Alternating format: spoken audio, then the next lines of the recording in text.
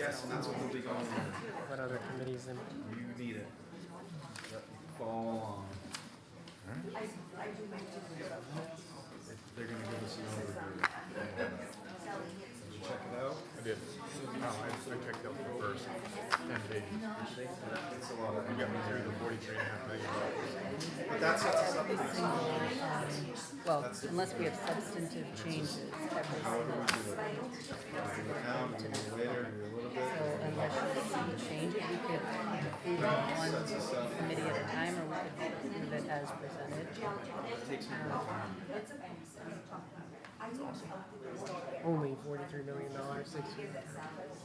It's like 20, 30. That's really enough.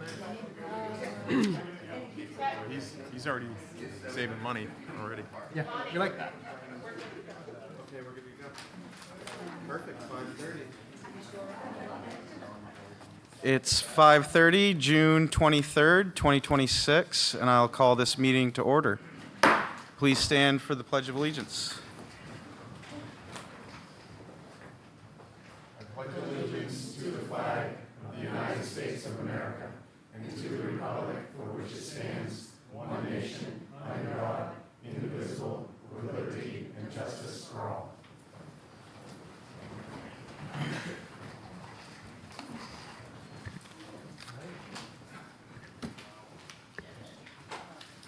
The first order of business is to appoint a chairperson/finance officer for the Select Board. I would like to nominate Kevin Nelson as our chair. Second.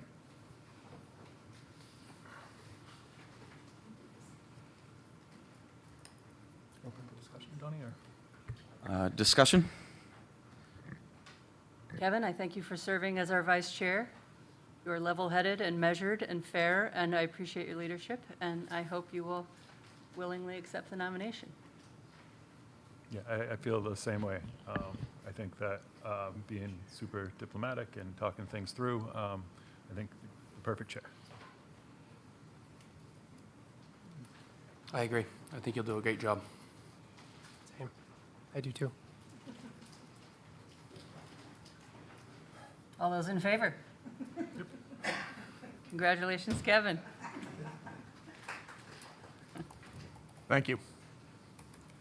I guess the next point of business is to appoint a vice chair and deputy finance officer for the Select Board. I would nominate Amber for vice chair if she would accept. I'll second that. Discussion? I'm happy to support you. Awesome. All in favor? Thank you.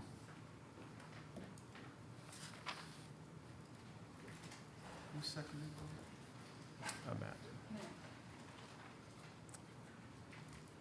Okay, we'll move along with the town manager's report. Okay, town manager's report. We are going to get some 250 banners out, hopefully by the end of the week. And luckily, 250 runs till next July 4th. We're a great country, we're a great town, and I think we need to celebrate that. The next up is Janet Mills, April of 2026. Was it? I'm not 100% on a date, but Janet Mills created an advisory council for the data centers coming into, it's a big draw. There's a lot of development. DEP is involved with that council. I've been attending meetings. Really, DEP is just trying to get their head around it. Everybody's just trying to get their head around it of these different size data centers, what they do, what they bring to the community, and the specifics, and how they affect us economically, how they affect us environmentally. So I attended the second meeting. They will be going, and it is public, it's available to the public, the meetings. It's on the maine.gov website.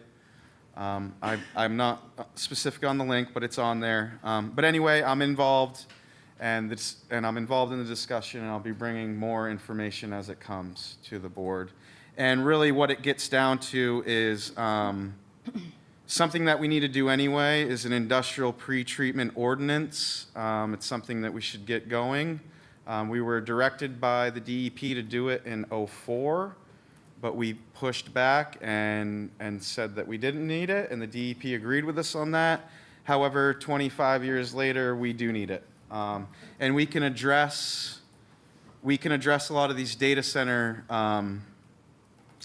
potential issues through the industrial pretreatment ordinance. And a lot of it comes down to simply the temperature that's discharged from these facilities is higher than regular wastewater. We don't have anything in our ordinance about temperature, so things like that. Other things we can do is address it through our land use ordinance. Also on the agenda tonight is a contract with Bonnie Temp Services. We posted the executive secretary position.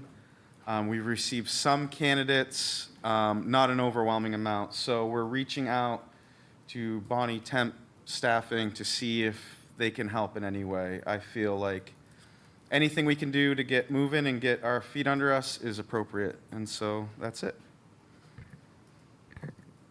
Okay, moving forward. Department and committee reports. Chief Bucknam, you ready?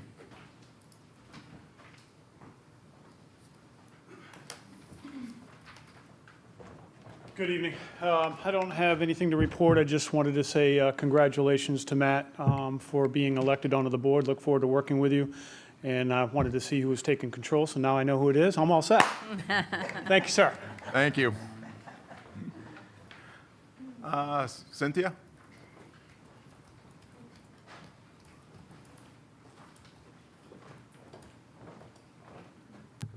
Again, I just want to welcome Matt to the board. Anything we can do to help you, let us know. He's one of our great recyclers in town. I love it. Anyway, did want to just remind people to please pay attention to holiday schedules for the town. We put it up on the board. We posted on our Facebook page. We had quite a few calls on Friday, and it is a holiday. And also a reminder that July 4th is a holiday, and it is a Saturday. We will not be open. So please prepare. Friday we will be open regular hours, and Tuesday we'll be open regular hours.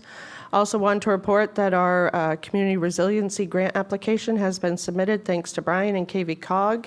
We've submitted that for a new horizontal baler. The one we have is quite old. We actually purchased it used when our other one crapped the bed when Randy was here. So this is a zero match grant. So hopefully if we get it, it will not cost the town a penny. It'll be more energy efficient, and we'll be able to process a lot more material, which I'm hoping to see with our new trailers that will be arriving probably around the end of August. So, and I know I sound like a broken record, but we had a couple close calls today. People flying through there, coming very close to the forklift as they're dumping bins. So please, please, please slow down through there. Appreciate it. Thank you, guys. Thank you, Cynthia. I don't see too many other heads here. Gail?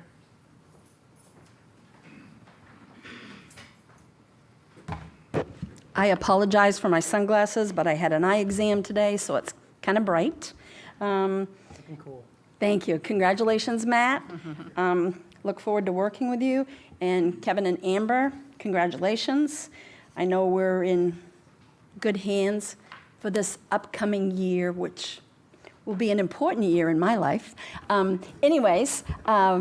Just want to say that I want to thank everyone who helps with the voting on Election Day. We have great election ballot clerks. I know most of the time people come in, probably think it's boring or whatever, but there's never a boring time on Election Day, especially when somebody comes to me and says, one of the machines went down. That was not fun at all. But we got it up and working, and even though it's like one election when you walk through the door, that is 4 elections, because we had 2 school ballots, we had state, and we had town, and I was here until 12:15. So, and we had a new CVR system to put all of our votes in, and we have to account for everything. They even care about blank votes. So you have to go right through those tapes, and it is interesting. But anyways, and we've been told we're going to have new machines for the gubernatorial election, our voting machines, so that'll be fun too. But thank you. Thank you, Gail. Any other directors here? I don't think I see any, so we'll move forward. Conflicts of disclosure. Amber? I have none, thank you. Ethan? I have none. Eli? I have none. Matt? Don't believe I do. Okay, thank you. I have none. Select board items. We'll start off with Amber. Thank you. I just want to wish all the fathers out there a happy belated Father's Day. I hope you enjoyed your time over the weekend and did something special. And also, it was the solstice on Sunday, so we are now officially in summer. These long days of light are refreshing. And to those who celebrate Juneteenth, happy Juneteenth. And Donnie, welcome back. Thank you. I hope you had a ball. I'm glad you're in one piece. Thanks for coming back. I wanted to let folks know that there is a Downtown TIF Advisory Committee meeting that will happen tomorrow morning. It is a routine meeting to keep our conversations going about readdressing rubrics, looking at the state contract to make sure that we all understand what we are allowed to do with TIF monies, considering if there is a different way we want to distribute TIF monies. So that will happen tomorrow morning. And the last thing I have is just an update on the town manager hiring committee for the group.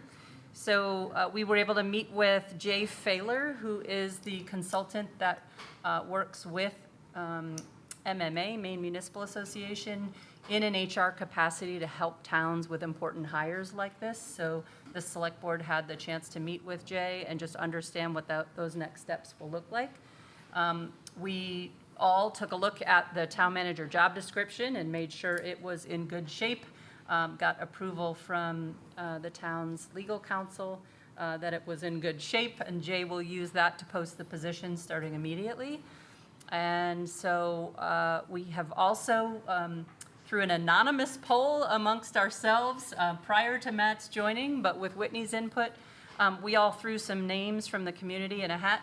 And then we further culled those names down, again, anonymously, just through a blind poll with each other to figure out who would we like to extend some invitations to join our hiring committee in a non-voting capacity so that we have some more voices from key positions in town. And so I'm pleased to say that this group was unanimously in support of inviting Christian Savage from SEDC, Garrett Quinn, the chair of the chamber, Vicki Allward, from the bank, but she also serves on the hospital board of directors and the SEDC board of directors, and Christina Cannon from Main Street. So 4 people have all accepted the offer of a volunteer role on our hiring committee. So we will await interested applicants.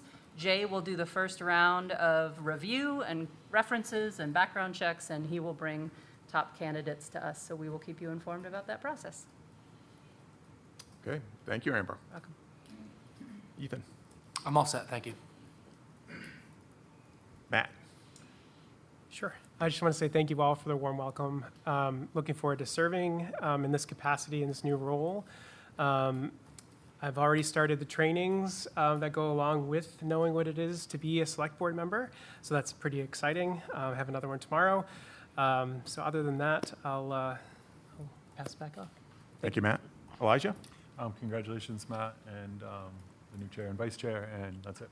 Oh, thank you. Only thing I have is I'd like to wish my wife a happy 42nd anniversary. All right. Congratulations. Happened to land on today, so I couldn't think of a better place to spend it. And she got her wish, too, when I got this chair, I'm sure, so. I'm sure you'll pay in the future. I will pay dearly.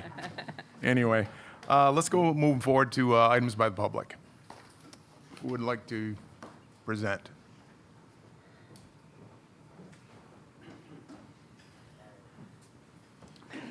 Hello, Joanna Melody, president of the ATV Club here in town. And just a few things. One, Our passports have been started to get distributed. We have a lot to put out there, so they will be in town hopefully within the next week. I'll just go over them quickly. They have businesses for our local, down here, downtown and above. And what our people will do is they'll go into the businesses. Right now, we've started out and we'll be heading back in. We've distributed so far some in Fairfield, Solon, Bingham, and Norwich Walk. And I'm working this way slowly, but there's only so many I can get in a day. People will come into the businesses that have stamps, and they have our little logo on it with the wheeler jumping the stump, and they will stamp each of the little businesses here, and then when it's done, you fold it up. There is a spot for your name and phone number and an address to send it to, or you can come to one of our meetings at T&B 6:30 on the third Tuesday of every month. Also, as most people know, we have opened some of our trails and our road accesses. And we're gained access to North Avenue, which we are happy about, which brings us into Cornville, and some road access into Cornville. And we were just notified about some late noise on Route 43 and South Solon Road.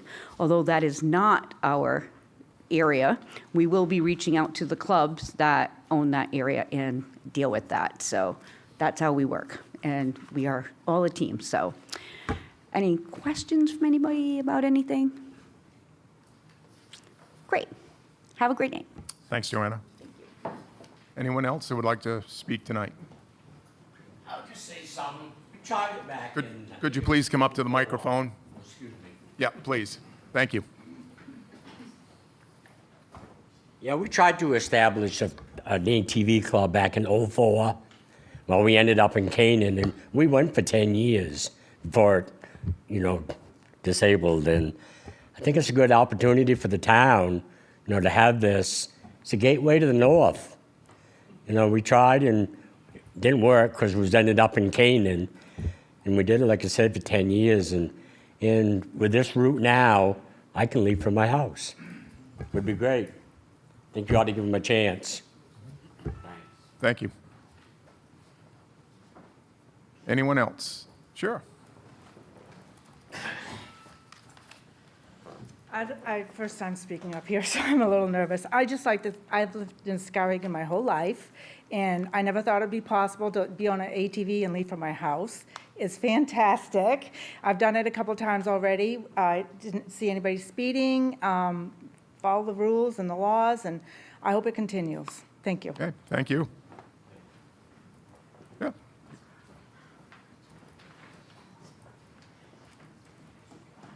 Good evening, everyone. I'm an Athens business owner, and I just want to say thank you for the four-wheeler trails. All right. We've been using them, and thank you. Thank you.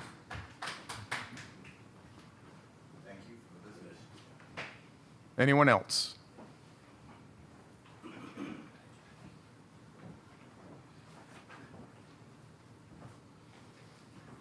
I want to say congratulations to Matt and the rest of yous. We went for a ride Saturday. I left from my house. Matter of fact, when I first retired, 8 years ago, 8.5, I had a four-wheeler, but I had to truck it to Newport, or I had to truck it to Bingham. So I sold it. But when I heard last year we was going to have open trails here, I bought a side-by-side, 4 people. We went for a ride. I live on 1 Merrill Street, Russell Road. Went from a ride there to Conville, Athens, West Athens, Brighton, Wellington, and back. Almost a 100-mile ride. Enjoyed it very much. Was very respectful. Saw a lot of respectful people out there.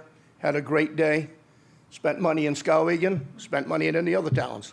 And I thank you all, and I hope that it doesn't get abused. But I think we all know that I don't care if you're driving a car or a motorcycle, you're going to get one here and there that's going to abuse things. But we're going to try our best to keep it good. Thank you very much. All right. Don't pick and choose, sir. Don't worry. Thank you. Anyone else? Jackie. Well, I have to congratulate the people involved, and also I'll congratulate the four-wheeler. I'm not a four-wheeler person, but I hope for the best for everybody. The issue I have at the moment is I'm surprised that there's not, well, we'll start with where this town spends so much money on different departments that all the department heads aren't here to represent themselves. You know, these meetings mean a lot to a lot of people. You know, not just those sitting in the audience, but those at home. So, you know, put that ashore that it will help greatly. Also, I would like to see or hear an update on a river folly. It's been months and months. We haven't heard anything about the folly or what's going on, how much money's being spent, or what development there is. Absolutely nothing to the taxpayers. I think So- you're going to get one tonight. Oh, on the good river. God, yeah. This is going to be a circus. So thank you. That's all I have for now. Thank you. Thank you, Dick. Last call. All right, moving right along. I'm going to defer this to Donnie to introduce Oliver Associates with their presentation. So tonight we have a presentation scheduled with Oliver Associates. Oliver Associates has been the engineering firm for this town for well over 15 years. They've done all our CSO improvements. They've done all our improvements at the plant. Brent Dickey spent the majority of his career putting money into the CSO mitigation in the sewer system, which is the correct place to start. You want to fix the flow before it hits the plant, and then so now we need to update the plant. The plant has not seen a major upgrade since 2004. It had a minor upgrade in 2012. And so last year, we had approved from the Selectboard to approve a facilities plan and capital improvement plan through Oliver Associates. That's this big book that I've given the Selectboard, and there's copies, amended copies for the public that have been handed out. And what Oliver Associates has done is they've gone through all of our assets, and they've looked at it, the life cycle. We're well due. We're well past the life cycle of the majority of our components. And so now it's an appropriate time to invest in our treatment plant. And this book that Bill has prepared for us outlines basically the next 20 years of improvements. And he's phased it out in 3 different phases. And it's up to the select board and the community to pick and choose how much we want to do or what we want to do. But this outlines a pretty good, clear, well thought out, practical plan of what we need to do for our plant. And that being said, this is Bill. Okay. So I'm Bill Oliver. I'm the senior process engineer at Oliver Associates. We're a 65-person environmental engineering firm in Winterport, Maine.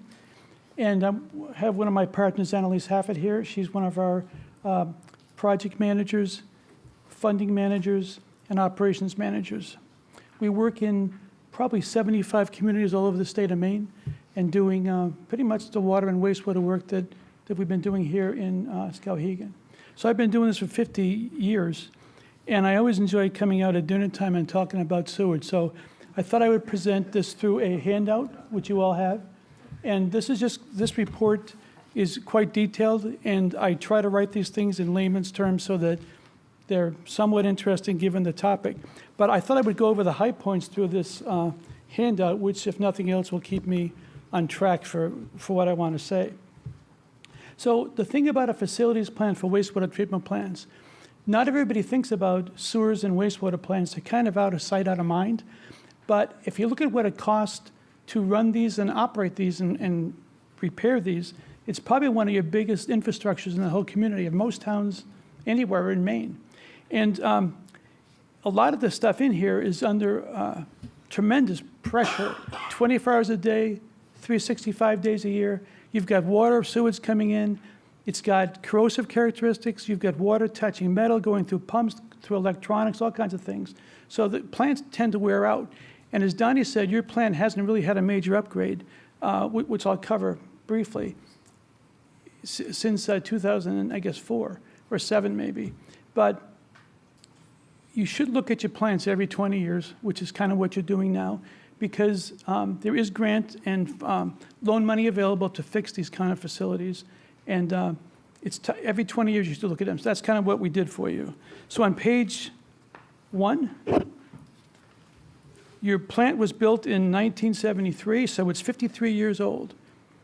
And it did get a partial upgrade that Donnie mentioned in 2007, so that's 19 years ago. So you're kind of on the cusp of that 20-year cycle. The aeration equipment was replaced 13 years ago, and I'll go through what that is in a minute or why that's important. But what that really means is all of your processes that are treating water all the time are between 13 and 53 years old. It doesn't mean that the plant's going to fail at 20 years. It just means that that's the time to start looking at it. And a lot of your equipment is original from 53 years old. Some of it isn't. But when you look at these kind of facilities, we're trying to look to see what's there, what's the capacity, is it operational, how much useful life is left, and are there things you should be planning to do in the next 20 years? And we try to look out 20 years, which the original equipment, some of which is in place still, it's going to be 73 years old. And that would be unrealistic to think it's not going to break down before there. So that's the idea of a facilities plan. So on page 2, our goals in doing this was to look from beginning to end of the plant at every unit process, every piece of equipment, and define its condition and capacity, and to look at its useful life that we would expect it to have, and to decide when might you start reserving funds to upgrade it. We also want to look and see if it's obsolete. There's a lot of changes in the wastewater industry that have taken place since the plant was put in. There's a lot of better ways to treat water that are less costly and that produce a better product. And I'll cover some of that.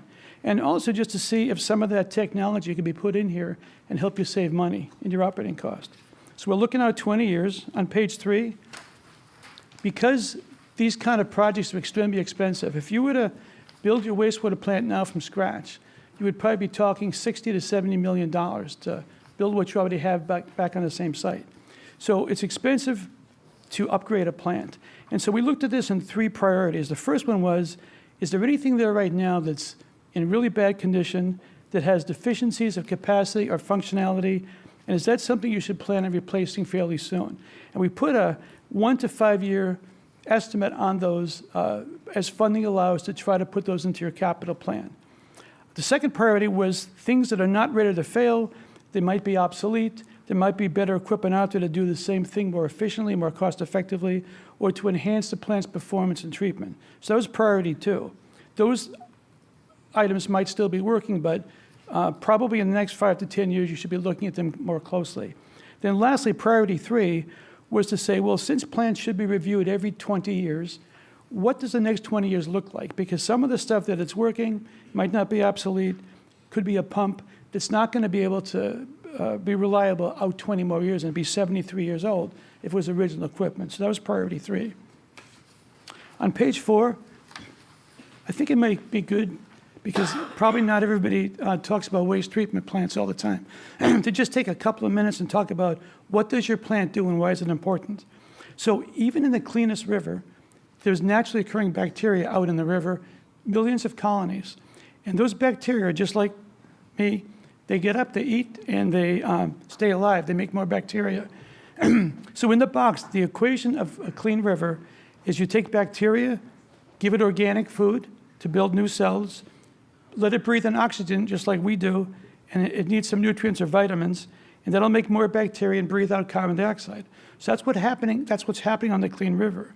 Now, if you grow too many bacteria, if you go back to the equation, you could remove all the oxygen from the river. And that used to happen before there were treatment plants. So we don't want to do that.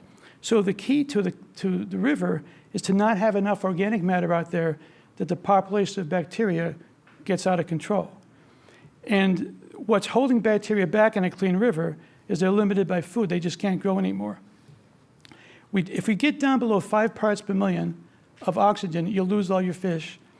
If you get down to zero, which a lot of rivers used to before treatment plants, you just got an open sewer with odors of carbon dioxide, methane and hydrogen sulfide emissions. Before wastewater plants, there were rivers in Maine where cars parked in the river would have the paint stripped off just by the gases coming up. So we're far beyond that now, but we always want to keep things aerated or aerobic. So on page 5, this just shows what happens if you discharge too much organics. There's an arrow at the bottom of the chart here. It says point of wastewater discharge. If you discharge a lot of organic matter, the bacteria will start to multiply exponentially and grow up. And below that, you'll see the oxygen levels will start to drop correspondingly until all the organics are used up. And then the river will redeem itself, and it'll go back to where it was before the discharge.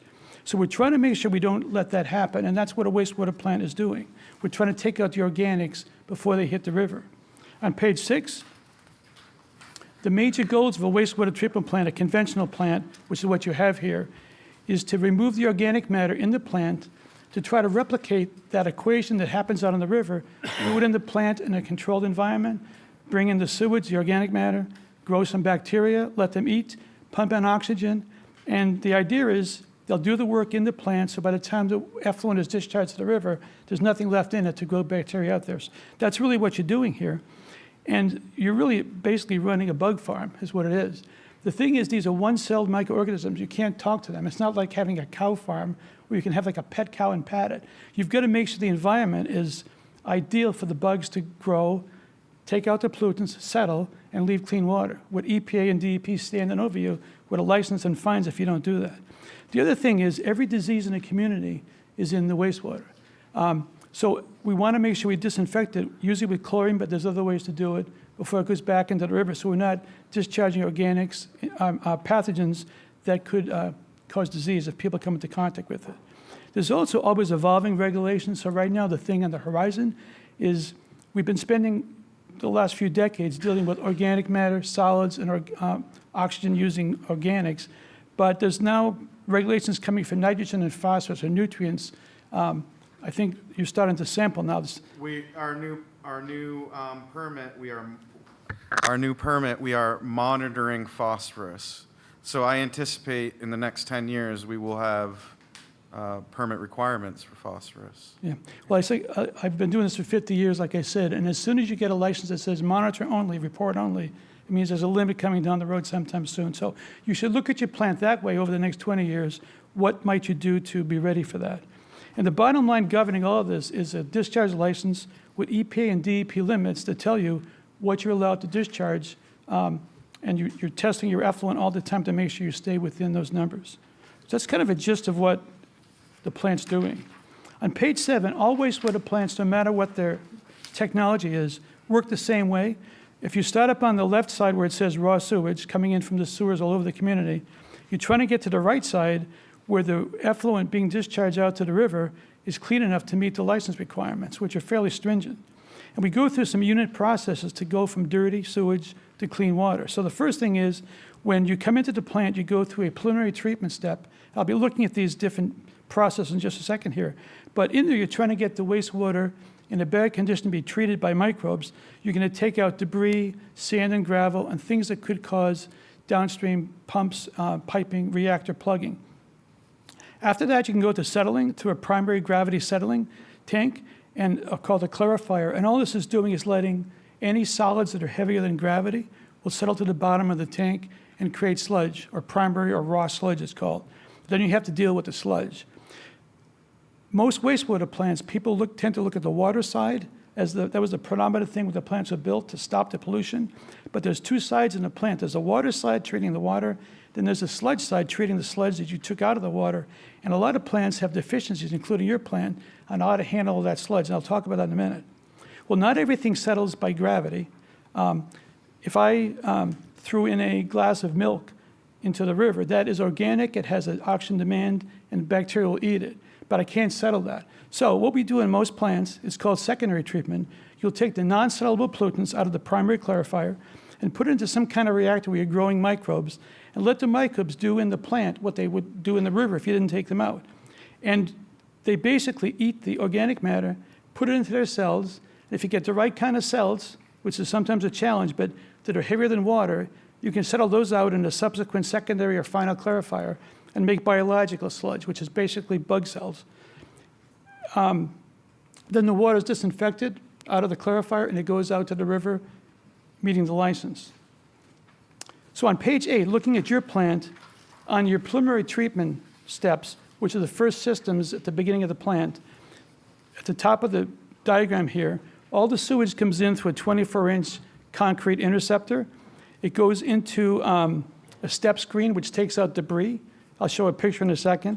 There's also a manual bar rack that you can use if the automatic screen goes down, but you're removing debris that would plug equipment downstream. It then goes into a partial flume where the flow is measured, and then it goes into an aerated grit chamber where we're trying to get out sand and gravel. From there, it goes to a splitter box to primary treatment, and off it goes. And there's also, in the head of the plant, a septic receiving station that allows you to have transported waste brought in from septic haulers or people that have campers, that kind of thing. And I'll cover that in a second. So on page 9, this is a picture of the step screen. It's just a series of close bars that move up and down together, capture debris, lift it up out of the water, and it goes through a wash press to clean it up, and then it's hauled out of the plant and sent out for solid waste disposal. On page 10, the next step in the plant is a grit chamber. This tank has air coming into it, and the air spins the water like a centrifuge, and the heavier grit, sand and gravel, goes one way, the lighter solids go the other way, and you pull out the grit or the gravel with a hoist and have it trucked off. And then the organic matter keeps on going to the next treatment step. So on page 11, again, the report covers this in great detail, but when we look at the initial preliminary treatment equipment in the plant, the things we notice is that, well, a lot of the doors and the steel doors in the headworks building are corroded and rotted out and need to be replaced.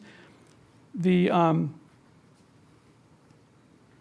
headworks screen that I mentioned still works well, the step screen, but it works hard every day to be moving up and down against this debris. So probably in the next 10 to 15 years, you'll have to replace that. You can repair it in the meantime. The grit removal system is obsolete. There's a lot of better ways to get out sand and gravel from a wastewater plant. Now, the hoist is kind of an archaic piece of equipment to use to try to dig that out of there. So I'll cover that in a little bit more detail in a second. The septic receiving station is only 15,000 gallons, and you really could use up to 50,000 gallons to be able to get in all the stuff that comes in during the summertime. So then the final thing on the septage, keeping in mind there's a water side and a sludge side on the plant, a solid side. Right now, if the septage that you take out is just basically bled back into the water, and it has to go through the whole plant to the clarifiers, the aeration tanks, and be made solid again. Well, it's already solid coming in off the septic trucks. So really, in a modern plant, you would not do what you're doing now. You would save that capacity for treating water, and you would pump the septage to the sludge side of the plant. So that's talked about on the report. So on page 12, there's a diagram from the report of what we would suggest you consider over the next 10 years, 20 years in the preliminary treatment system. So number one would be to expand the septage tank volume to probably 50,000 gallons, to no longer pump that septage into the water side of the plant, but to send it to the sludge side through the thickener, which I'll cover in a second. To be thinking out in time, the step screen will have to be replaced because it's going to wear out. The aerated grit chamber, as I said, is really obsolete. There's a lot of better ways to get cleaner water out of that tank with equipment that's designed now that they've come up with over the last 50 years to just do a better job. And that's something you should consider out in time. And I'll put some timelines on this at the end here. So on page 13, after you leave preliminary treatment, now you're into the next set of processes called primary treatment. And this is nothing more than settling by gravity to get out the heavier than water pollutants that are coming in. So the first thing is it goes into a splitter box. And the idea is you've got two sides of the plant with two different settling tanks, two clarifiers. And the splitter box is supposed to make a completely equal split, so both tanks get the same. That isn't happening. A lot of these old plants from 50 years ago just didn't do it right. But there's a lot of better ways that we can do this now in a plant upgrade. So we'll talk about it in a second. But you've got two 40-foot settling tanks. All those do is they hold the water for a few hours, let things settle by gravity and make primary sludge. Then you pump the sludge out of that tank, the 2 tanks, and send it out to the sludge side of the plant. There's also oils and grease that float in the tank, and I've never understood this, but the proper technical name is scum. And so there's a scum tank which takes out what floats, and that needs to be hauled off with the sludge. So one of the things that the plant does is when you take that primary sludge, which is heavily organic raw sewage, that's really food for bacteria. So right now, the way the plant was set up is that gets wasted into the same tank where you're wasting the bugs downstream, the secondary sludge. The bugs are going to eat that and grow more bugs and use up oxygen and go septic. So that's not a good way to do it. And in any kind of a future plant upgrade, there should be a separate place to store primary raw sludge organics and not mix it until you're ready to dewater it at the end of the plant. The other thing is the plant really is deficient in sludge storage. So a lot of the times you're storing your sludge in the primary clarifiers, which is where you're taking the sludge out of the water. So it doesn't make any sense to be storing sludge where you're trying to treat clean water. So in an upgrade, that should be worked on. Then the last thing is when you're wasting bacteria, secondary sludge from the aeration tanks, those are brought back now to the head of the plant and coat thickened in the primary clarifiers. And I know Donnie's made some changes there, but it should be an easy place to waste sludge separately. Primary sludge over here, secondary sludge over here, and don't mix the bugs with the organics until you're ready to process sludge. What happens here is these clarifiers are maybe 50% efficient in removing solids. So if you take out 100 pounds of microbes in the secondary system and bring it back all the way around to the head of the plant, to the primary system, you might get 50 pounds out, and then 50 pounds go right back to where you wasted them from. So it's just a bad configuration, and we talk about that a lot in the report. So on page 14, this is a picture of one of the primary clarifiers. They're 2 round 40-foot tanks, and they quiet the water down. It settles for a few hours, sludge goes to the bottom, it's pulled out and wasted as primary sludge. On page 15, the plant is full of pipes and valves and pumps. These are your primary sludge pumps that are taking the sludge, and right now, as I said, it's sending it down to where the microbes are, and that's just not a good way to do it. It should go to a separate storage tank. On page 16, so when we looked at the primary system as a whole, the first thing was the splitter box does not produce an even flow. That's an easy thing to fix, but it's a major thing, and you want 2 equal reactors having the same efficiency. Also, this equipment is made of steel. These rakes and drives are sitting in water all the time, and because you've got septic conditions starting there with all the sludge at the bottom, it's going to produce hydrogen sulfide, which will rot out. Hydrogen sulfide plus water makes sulfuric acid. So you're always going to be rotting out the metal. And at some point in time, as you look ahead 20 years, these rakes and drivers will need to be restored and upgraded.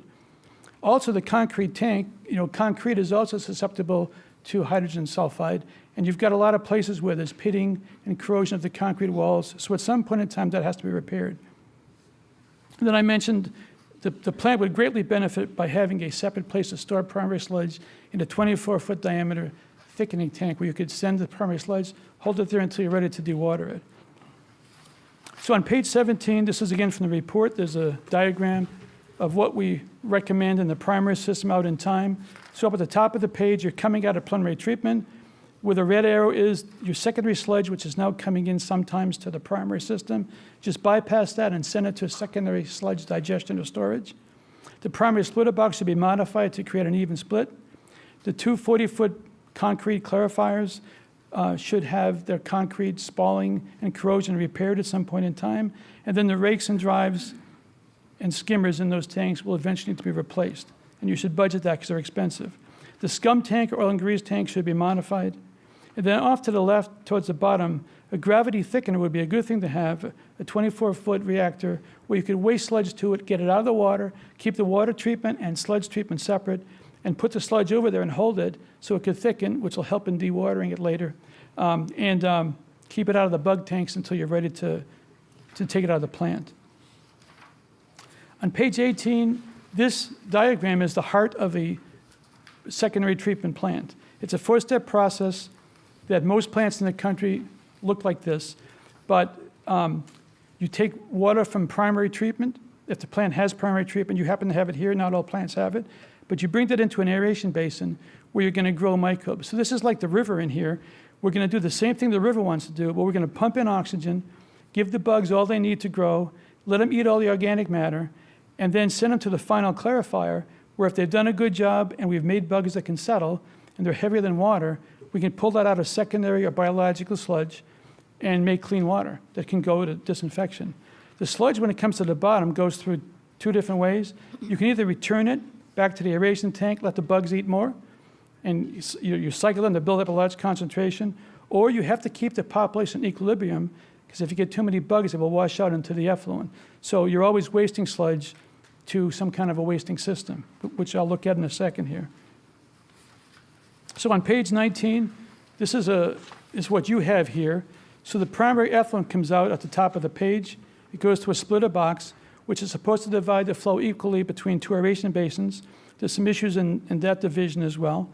In the basins, we're growing herds of bacteria. They're eating the organic matter.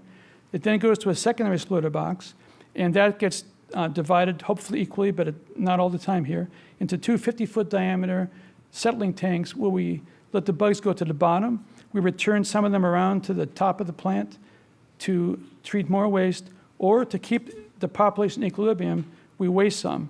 And right now, it can be wasted back to the primary tanks, which I've said is a bad way to do it, because you're sending them somewhere where they're going to feed again and make more bugs.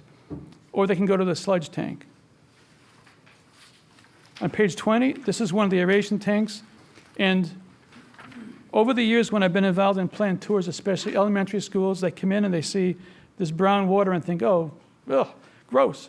It's sewage, but it really isn't. Actually, the brown here is bacteria. It's at high concentrations of microbes, the same bugs that would be growing out in a pond in a field somewhere, amoebas and paramecians and rotifers. That's what we're growing in the treatment plant. But at a high concentration, it makes the water look dark, and we're letting these microbes biodegrade everything coming in that's organic, and hopefully making them, they'll settle, and we'll leave clean water behind. So there's 40 horsepower blowers being run all the time to put air into these tanks through a series of diffusers on the bottom of the tank, kind of like a fish tank with diffusers to make bubbles. On page 21, the next step is the primary clarifiers. You've got final clarifiers. You've got two 50-foot units, and if the bugs are grown properly, they'll settle to the bottom and leave nice clean water behind. And sometimes that doesn't happen, so I'll mention that in a second. But the biological solids, or sludge, some of it is sent back to the aeration tank to do some more work, and some of it is wasted to keep the bugs in equilibrium. Then the clean water out of here will go to the disinfection system. So on page 22, it's a picture of some of the pumps down in the cellar. These are running all the time, 24 hours a day, all year, to move the microbes around and to waste some of them. On page 23, when we look at your secondary system as a whole, here's the things we noted about them. Number one, the flow splitter box doesn't do a good job splitting flow, so you have uneven flow distribution. That should be repaired so all the tanks get the same amount of loading. There's also a lot of corroded concrete in these concrete tanks. That should be repaired over time. In most of the upgrades we've done, and we've done a lot of upgrades, we've probably done maybe 50 plants around the state, there's a newer technology called a selector basin, which is another reactor, a small reactor, that holds the water 15 to 20 minutes ahead of the aeration basins, but you don't add air, you just mix it. And the report does go into detail on this, but essentially if you change the biology of the environment, some of the microbes that don't settle well, and there's a group of them that won't settle and create clean water, a selector basin selects the good settling ones by making them not have any oxygen for just a few minutes. And so we would suggest a selector basin. We do it in all our upgrades. We run 31 plants, and we always put those in. They make a huge difference. The aeration basins that you have now are fine. The concrete needs to be maybe patched up a bit. But if you change the mode of operation from aerated, unaerated by putting in baffles, you can change the chemistry and reduce the nutrients, the nitrogen and phosphorus, which DEP and EPA are looking at with new limits that are going to be coming out probably, I'd say, in the next 5 years, 10 years. Yeah, it depends on the receiving water. Some of it's happening now, but here it'll be out there a little further. So that's just something to have, and maybe not immediate, but in the back burner. There's a lot of valves and gates and piping throughout the plant. Some of it's in poor shape, should be replaced. At some point in time, your blowers and the fuses, if we're looking out 20 years, will need to be upgraded. The clarifier drives and rakes and motors on the final clarifiers will need to be looked at. And we should be looking at ways to, when you want to waste sludge, to not have to send them back to the primary treatment at the head of the plant, to put them in a separate tank and let them be there until you dewater them. Then the scum pumps and mixers also will need work in the future. And I'll put these on a priority at the very end here. So on page 24, this shows our suggestions for the plant looking out in the next couple of decades. You come from primary treatment. Those yellow boxes up top is a selector basin, where we change the chemistry of the environment of the microbes, and some of the ones that won't settle will get killed and removed, and then the ones that settle well, we're selecting to put back into the aeration tank. So the splitter box needs to be improved, as I said. You could go into these same aeration tanks that you have and just put in baffles for anoxic, meaning no oxygen, and then aerobic, anoxic, aerobic. That'll change the chemistry and will drive off some of the phosphorus and nitrogen. Your blowers that are putting air into the plant will eventually need to be upgraded, as will the diffusers. The splitter box at the end of the tank that goes to the clarifiers, that doesn't work that well. That should be addressed. And then within the final clarifiers, all the sludge rakes, scum rakes will in the next 20 years need to be replaced, as are the pumps. So the next thing that happens in the plant, if you've made good clean water in the clarifiers, you're ready to disinfect it, and you do it now with chlorine. So we add chlorine into a plug flow tank. You can see how these tanks are kind of like baffled, so that the water has to go around in a serpentine motion. And the reason for that is the chlorine, you want to make sure it hits every drop of water to kill all the pathogens, to disinfect the pathogens. So that goes around, and it goes out two sides of this tank through a flow meter, and then out in an outfall to the Kennebec River. So that's what's there now. And on page 26, this is the clean water coming out of the plant. This isn't a great picture because it was cloudy that day, but at the very bottom where you see the water cascading out in the middle of the tank, that's your clean effluent, and it has to be very clean to meet the EPA and DEP license. So this is the plug flow pattern I just mentioned. And on page 27, chlorine is a heavy oxidant, so it does react with chlorine over time. So if you look at your chlorine tank when it's drained, you can see a lot of pitting and corrosion. There's even some cracking in places where that tank really needs to be repaired if it's going to stay in use for the next 20 years. On page 28, the things we saw in your disinfection system were the structural repairs for the corrosion. There's also valves and gates that are deteriorated and should be replaced. We also talked briefly about a UV system. There's other ways to disinfect without chlorine. Chlorine is good because it works all the time, but UV lights are now basically black lights like you might have had at a college or high school dorm room, that if you run effluent through that, they sit right in the water, and they disengage the DNA of the pathogens and kill them. So a lot of plants are going to this so they're not discharging chlorine into the water. Then the plant's outfall of clean water out to the river. Nowadays, DEP prefers to have about 10 feet of water over the end of the pipe, and you don't really have that here. Sometimes it's so low you can almost see the pipe and walk out on top of it. And since you're looking at potentially some recreational facilities in that area down by the pool, probably at some point in time you might consider extending that out to deeper water. There appears to be deeper water available. So on page 29, some modifications over time on the disinfection system would be to modify the tank a bit and to create a zone in the top that would give you better hydraulics with one flow meter instead of, right now you have to add up 2 flow meters at the end on 2 sides of the plant. We would usually now put 1 flow meter near the top. At the same point, you're adding the chemicals, so you can flow paste the chemicals, and you'd save money on chemicals. Okay, on the next page. So now, this is where a lot of 50-year-old designs start to show up problems. So the pushback when the plant was built was to stop discharging sewage into the environment. And that's what EPA and DEP are all about. Well, when you clean up sewage, you're just making sludge. And a lot of plants had inadequate sludge management facilities, and those have now become one of the major operating limitations to making plants work. So in your plant is no different. So on this on page 30, you've got a picture here of an 80,000-gallon sludge storage tank, and a lot of the old plans and drawings call it a digester. Well, it's not big enough to be a digester. So what a digester does, if you think about that equation at the beginning of the slides, these microbes want to eat. They want organic matter. So if you take your wasted sludge, you want to get rid of it, and you put it into a tank with air, but no added food, the bugs have no choice but to eat themselves. And you can reduce your sludge volume by about 40%. And I'm sure if you look at your budget, a major part of your operational costs are sludge processing. So this plant does not have enough sludge storage. I mean, you're discharging about 26,000 gallons a day of waste sludge, primary and secondary. This tank only holds 80,000, so you've got 2 or 3 days, maybe 4 on a good day of storage in here.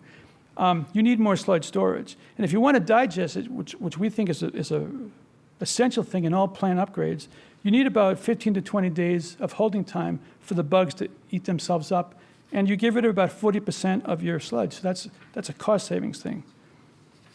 On page That's before it hits the dewatering equipment. Right. So you're reducing it before it ever meets the worker and the equipment.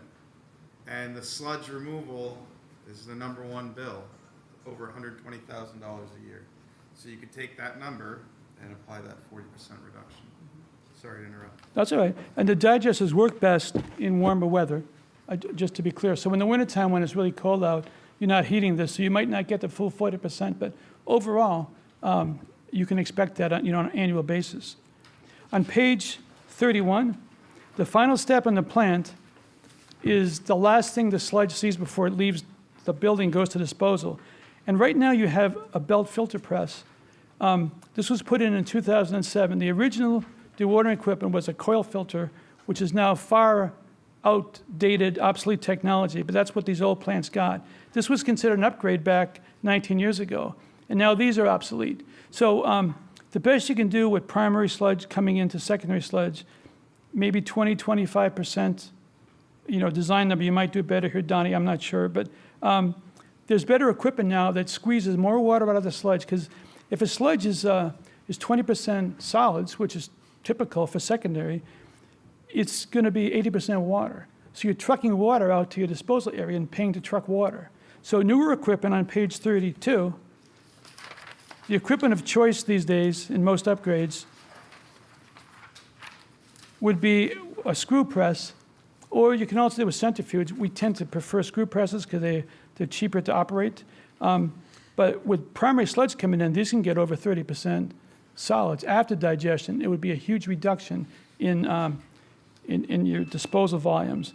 And your plant only has 1 sludge press. Most plants have 2. There's redundant everything in the plants. 2 sludge pumps, 2 aeration tanks, 2 clarifiers, 1 press. So if that goes down, you can't run the plant. So you should replace the belt press with a screw press, 2 of them. So you have some backup. So on page 33, in summary of the sludge part of the plant, the primary and secondary sludge should never be mixed until you're ready to dewater it, because you're just causing all kinds of process problems by doing that. The primary sludge would benefit from having a thickener to hold the sludge offline out of the water tanks before you go to dewatering. The secondary sludge would benefit greatly from a properly sized digester. It needs to be about 300,000 gallons to hold the bugs for a couple of weeks, to let them eat themselves and get rid of the volume. They'll convert the carbon to carbon dioxide and out to the atmosphere. The belt press should be replaced with dual sludge screw presses and hope for a 40% sludge reduction. So on page 34, again from the report, this is a figure that shows the sludge system recommendations. So a new gravity thickener, 24-foot diameter, thickened sludge pump, send that to the presses, 2 presses, and expand the digester and send that to the presses, and don't mix them until you're ready to run the presses. So these projects they cost a ton of money.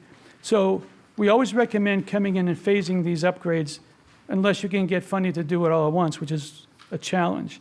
As I said, you're probably talking $60 or $70 million to build a new plant from scratch on a new site. So you don't want to do that. You want to keep what you have. So priority one, we felt, would be, what are the things that are really limiting the plant's performance now or its operation, or something that's so obsolete it should be replaced right now, maybe in the next 1 to 5 years as funding allows. And I'll mention funding sources at the end. But you should certainly repair the concrete corrosion in these reactors, because that's going to come back, and if it gets into the rebar, the tanks will start to deteriorate rapidly. The primary and secondary flow splitter boxes, it's an easy fix to make those things divide the flow equally. A 24-foot gravity thickener for primary sludge storage would be very beneficial. A 50,000-gallon septic receiving station would allow you to get more revenue by bringing this transported waste into the plant, and those should be sent right to the sludge system, not put into the head of the plant to be treated with the water. A 300,000-gallon sludge digester to help you reduce secondary sludge volume, and so sludge processing does not become the governing thing every day at the plant.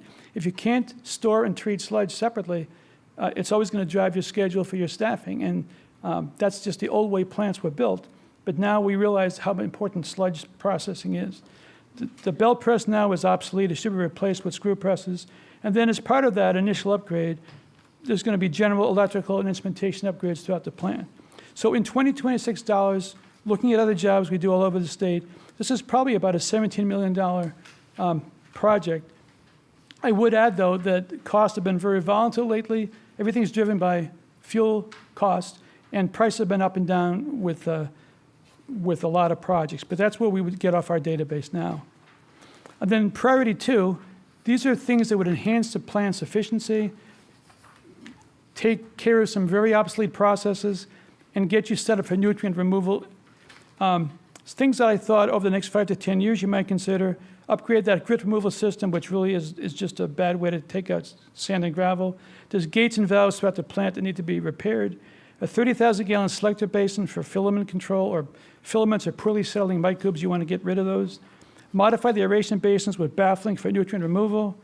Improve the grease and oil and scum removal systems throughout the plant, and maybe extend the outflow out to deeper water in the river, and add some odor control systems. You're probably in the $9 million range in 2026 dollars. And then finally, on page 37, the priority three improvements. These are things that really we didn't see you need to do right now, but since we're looking out for the next 20-year interval, the question really is this going to last another 20 years? And the answer usually is no. So probably over the next 10 or 15 years, as funding allows, you should be looking at some of the things on this list. So the headward screen and wash press will not last 20 more years. The primary and secondary clarifier components need to be upgraded, all the rakes and drives and motors and things in there.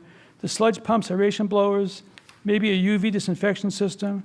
There's doors and windows throughout the plant that you could put in more energy efficient units, and you might argue, why not do that up front for energy savings? And you could. I only put them here because there's so many other needs at the plant that I thought were more pressing. The plant will probably need a new roof in the next 20 years, just some general repairs. And during a couple of flooding events on the river, you did get water into the plant site. There is FEMA money available to maybe put some kind of a flood wall or barrier along the edge of the roadway into the plant along the river, just to kind of hold the water back. In 2026 dollars, that was $17 million estimate. So on page 38, finally, whenever you look at this, it always comes down to funding. And there's a lot of different sources out there. We work with them all the time. Annalise has gotten funding for plants all over Maine. But there's grants and low-interest loans. DEP has Clean Water SRF funding. There's rural development, formerly Farmers Home, that has grants and loans available. There's been congressional designated spending, CDS funds, that we've been very successful with Collins and King in getting money for a lot of our clients throughout the state. If you've got any kind of flooding issue, like I just mentioned along the river, FEMA has funds available. There's a Northern Regional Boilers Commission, NBRC, that funds up to $1 million of projects. And so really with this report, which would serve now as a basis for our funding applications, when you decide what you would want to do, if anything, which I think you should do some things to just keep the plan stable for the next 20 years, is start applying to everybody and get applications out there and see what you get.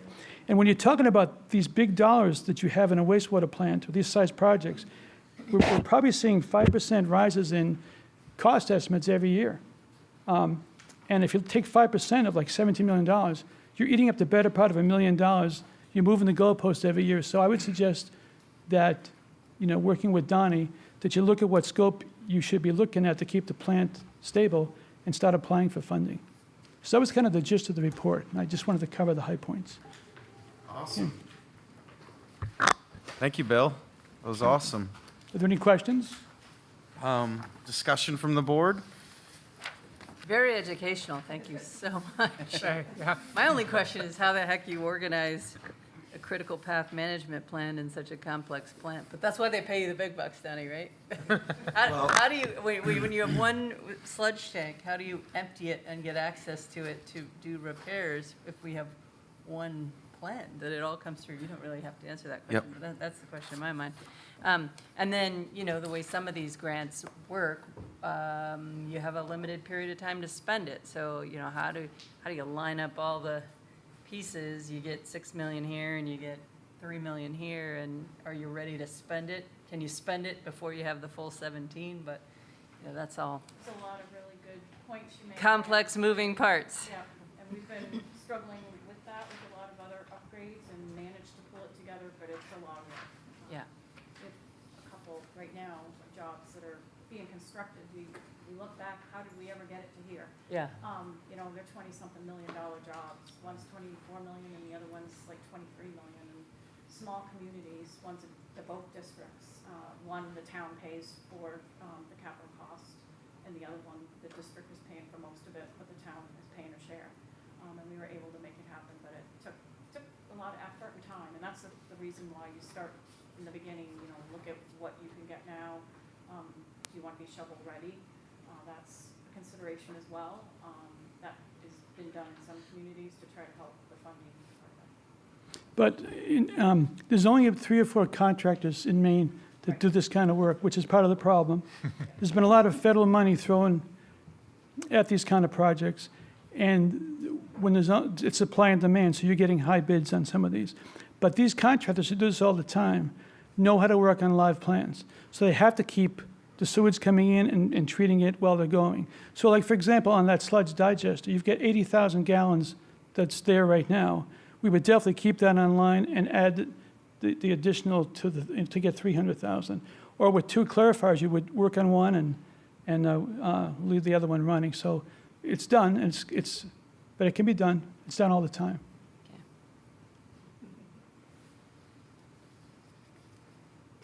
Thank you, Bill. Okay. Appreciate it. Thank you very much. Well done. Thanks for coming, Bill. Okay. Thank you.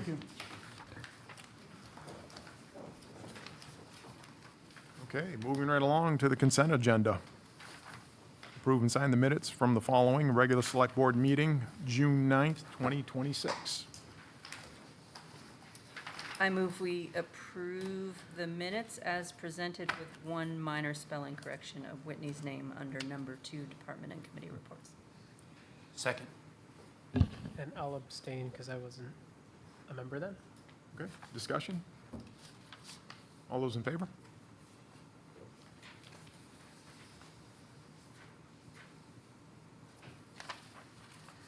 Okay, we'll move right along into the regular agenda. Number 1, discussion and decision to approve the appointments and select board committee appointments.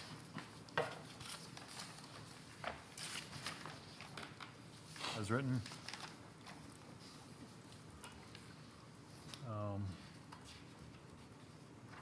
Was that a motion?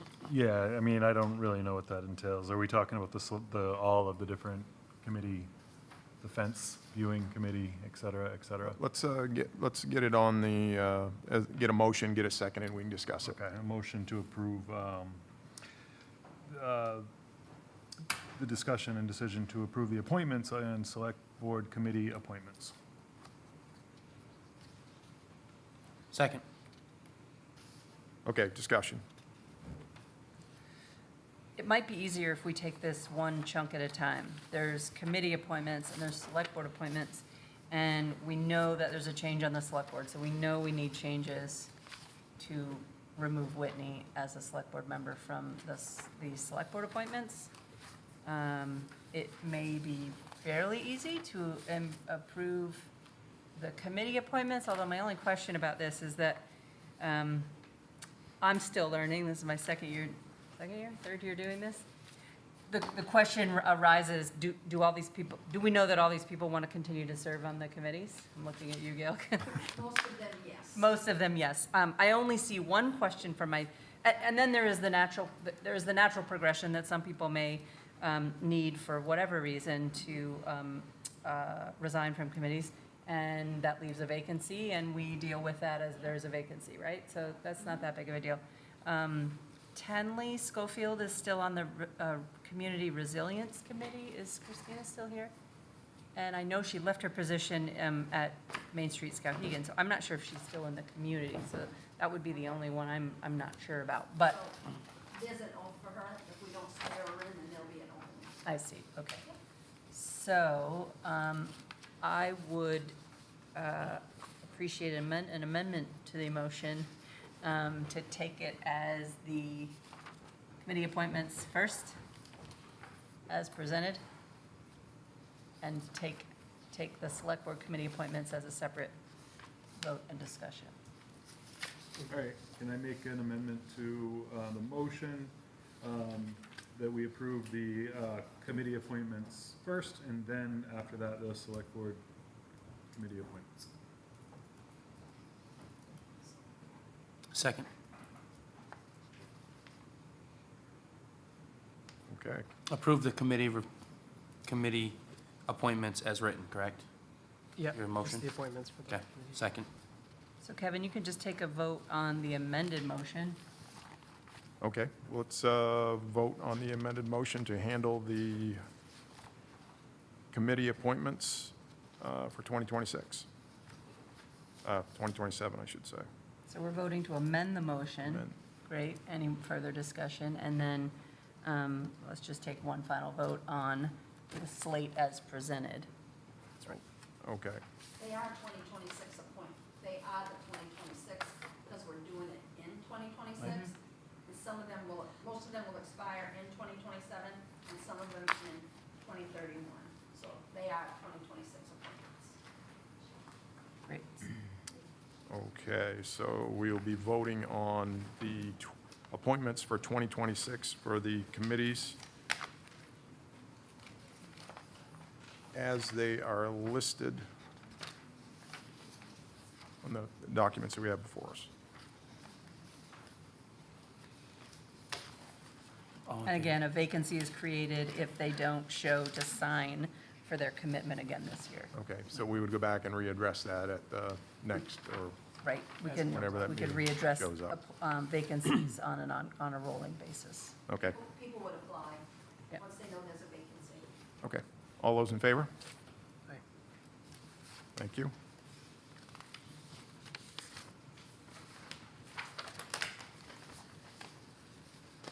Now, let's take a vote on the select board committee appointments. So these will change, up to the top will change to 2026. I'm giving you the ones from last year.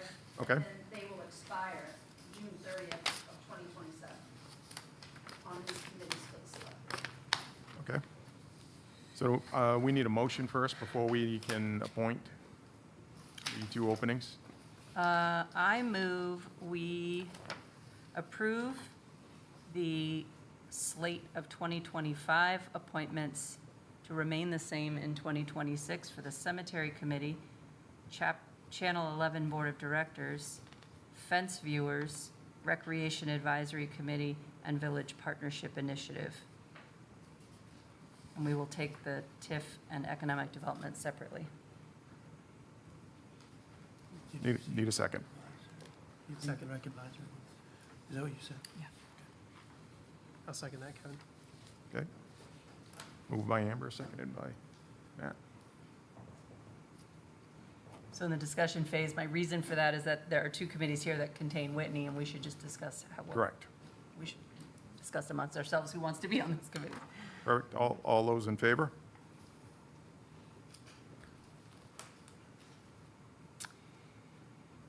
And now, so so we passed those, and then Whitney is on the Downtown TIF Advisory Committee and the Skowhegan Economic Development Committee, representing the Select Board. And just for clarification, as we head into deciding how to elect someone here, on the Downtown TIF Advisory Committee, I was on that committee prior to becoming a Select Board member, and I represent the downtown business community.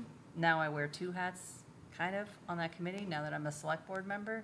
So I don't need to be the Select Board representative on that committee necessarily, and to have two Select Board members showing up at that meeting is not quorum and does not constitute a public meeting, so I don't think that's a problem. Whitney only was on this committee because he cared about this issue and wanted to join the committee in addition. So we both served on the committee, but that did not create a problem to have two Select Board members on the committee. So there does not need to be two, just as we head into this conversation. That is why. Okay, let's, I currently serve on both the Downtown TIF Committee and Skowhegan Economic Development Corporation. Both those Already. already. Yeah. Outside of Select Board.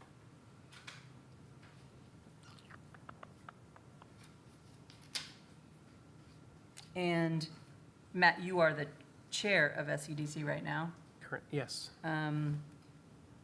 Gail, do you have any knowledge about whether there is any conflict with him being the chair of that, continuing on as chair of the committee, now that he is a Select Board member? But the committee will redo their stuff. They can revote. At their next meeting. Because once he becomes a select person, I don't know that he stays on as a member of the public. Right, he's got a new capacity. Right, right. So you're suggesting that board would revote and find a new chair, or re-elect the best person they see fit? I think they would do at an organizational meeting, just like what Cemetery Committee does and Downtown TIF would do. So just the committee itself would renew I who would they would think, like to be yes. the chair? Exactly. Okay, all right. Okay. So I'd like to move that we put Matt Dubois on the Skowhegan Economic Development Corporation in his new capacity as a Select Board member to replace Whitney Cunliffe, who has termed off this board. Second. discussion? Seeing none, vote? This is just for the SEDC one? Mm-hmm. Okay. Yep. That's five. So, is Matt on Downtown TIF too? He is on the committee as a Main Street representative, wearing that hat. So, see, that's what I don't know if he then comes, now that he's a selectman. Right. If he would go on as a selectman, or that's something, Well, there is room for that. I don't know, yeah. Right. Up to this committee, but, I mean, when we get there. Right, I mean, what happened when I became elected is I was on the downtown TIF prior to being elected. I got elected, and so it was easy for me to just slide into the representative seat for the Select Board, because now I could wear two hats. And then Whitney had an interest, so he joined also, so. I mean, and he could slide in, I mean, he's already there, Who? Matt. Matt, Matt's so already we, there, so he could take Whitney's spot if he's, everybody's in agreement. I mean, he's already there. yeah. I will say, the downtown TIF is a little bit different in that the seats on the TIF Advisory Committee are to be filled by certain designated roles. And so I pulled those up just for this conversation. So we have the role of local business members. There's 2 seats for local business. That has previously been me and Jennifer Olson. There's a seat for Somerset Economic Development Corporation, and that's been Vicki Allward. There's been a seat for Skowhegan Economic Development Corporation, which has been Billy Finley. And then Skowhegan Economic Development Corporation Director has a seat on this board, which is now Brian. There's a seat for Main Street, which has been Matt. There's a seat for the town manager, which right now Donnie is holding as the interim. There's a seat for the chamber, which is held by Luke York. And there's a seat for a Select Board member, to sit in. Which is you. Well, yes, it has been in 2025. And then Whitney wanted to put 2 people on the committee. So Right, and then I would just think, just because Matt is a select person, can he stay in the Main Street seat? I mean, I would think that's something, would you, I mean, I would think that would be something, he's still Main Street, even though he's a select person. I think that would be something, I mean, he could, yeah. for simplicity, he could stay in his Main Street seat, which he held prior to being elected. I'm happy to stay in the Select Board seat unless there are other people on this committee that are thinking otherwise about this committee. It just limits who can go from the board, that's all. Where there's already 2 select board members there, it creates a quorum if a third person happens to show up, that's all. If a third comes, it's a quorum, and we would just need to have advance notice that you want to come to those meetings so that Donnie can give advance notice to the public that it becomes a meeting. How many days do we need, Gail, for advance warning of, Recommended 2 to 7 days. so minimum of 2? I'd say to be legal, too, yeah. Sometimes if you know it's gonna be a hot topic conversation, sometimes it's just better to post it as a precaution, so Okay. that it can be a legal meeting.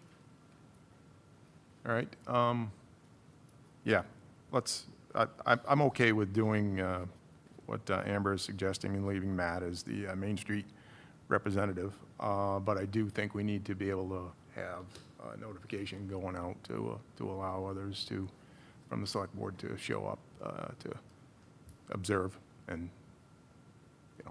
have a little input. And that, Kevin, is just about lead time, and, we do have a meeting tomorrow. Brian has given plenty of lead time and notice. I would just say for any other members of this group that are interested, just get on those automatic alerts if Brian puts out an agenda. We're not usually rushing to have a meeting. Those are planned well in advance. Okay. Yeah. All right. Okay, so formal motion, I move that we remove Whitney Cunliffe and leave me on as the Select Board representative of the Downtown TIF Committee. Second. Discussion? Those in favor?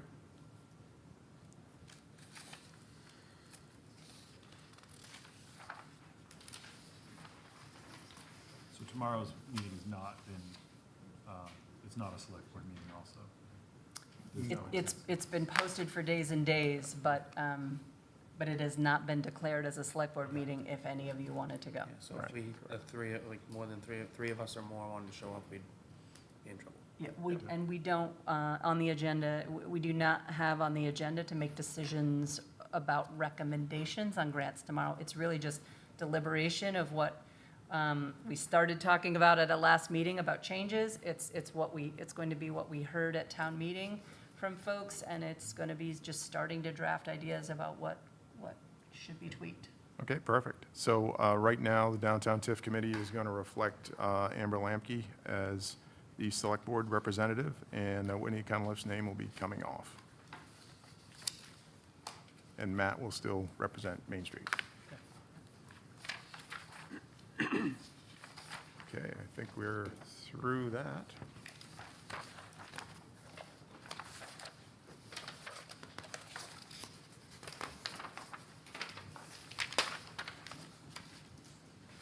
Okay, number 2, discussion and decision to allow Donnie Zalewski to sign the Bonnie Staffing Temp Agency Agreement.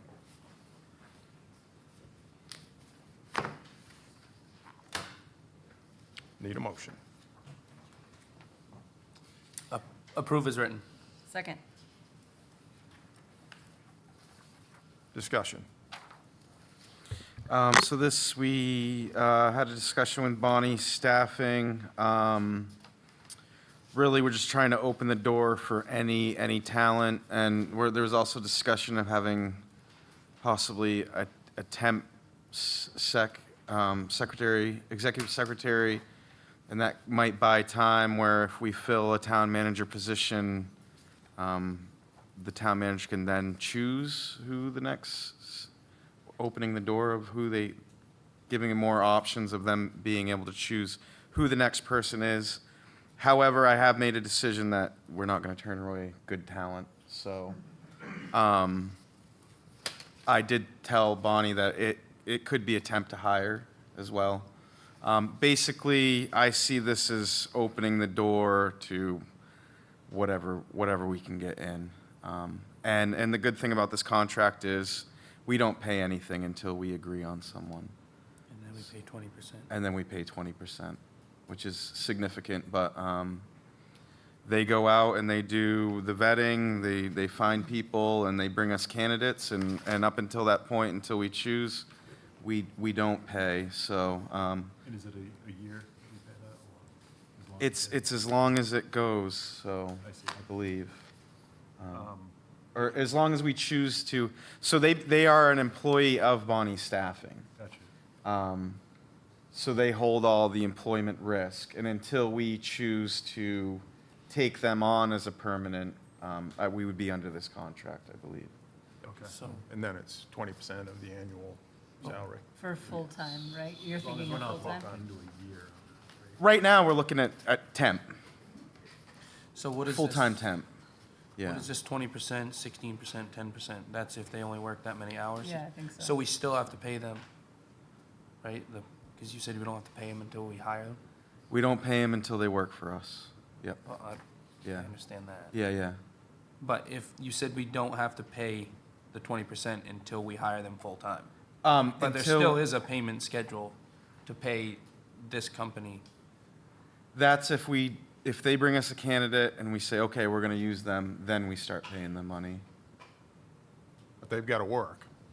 Yeah, I understand that. Yep. but- It So yes, looks Bonnie like- gets It 20%. looks like the longer they stay with us, the less we pay Bonnie. You pay more up front, and then if they stay over 521 hours.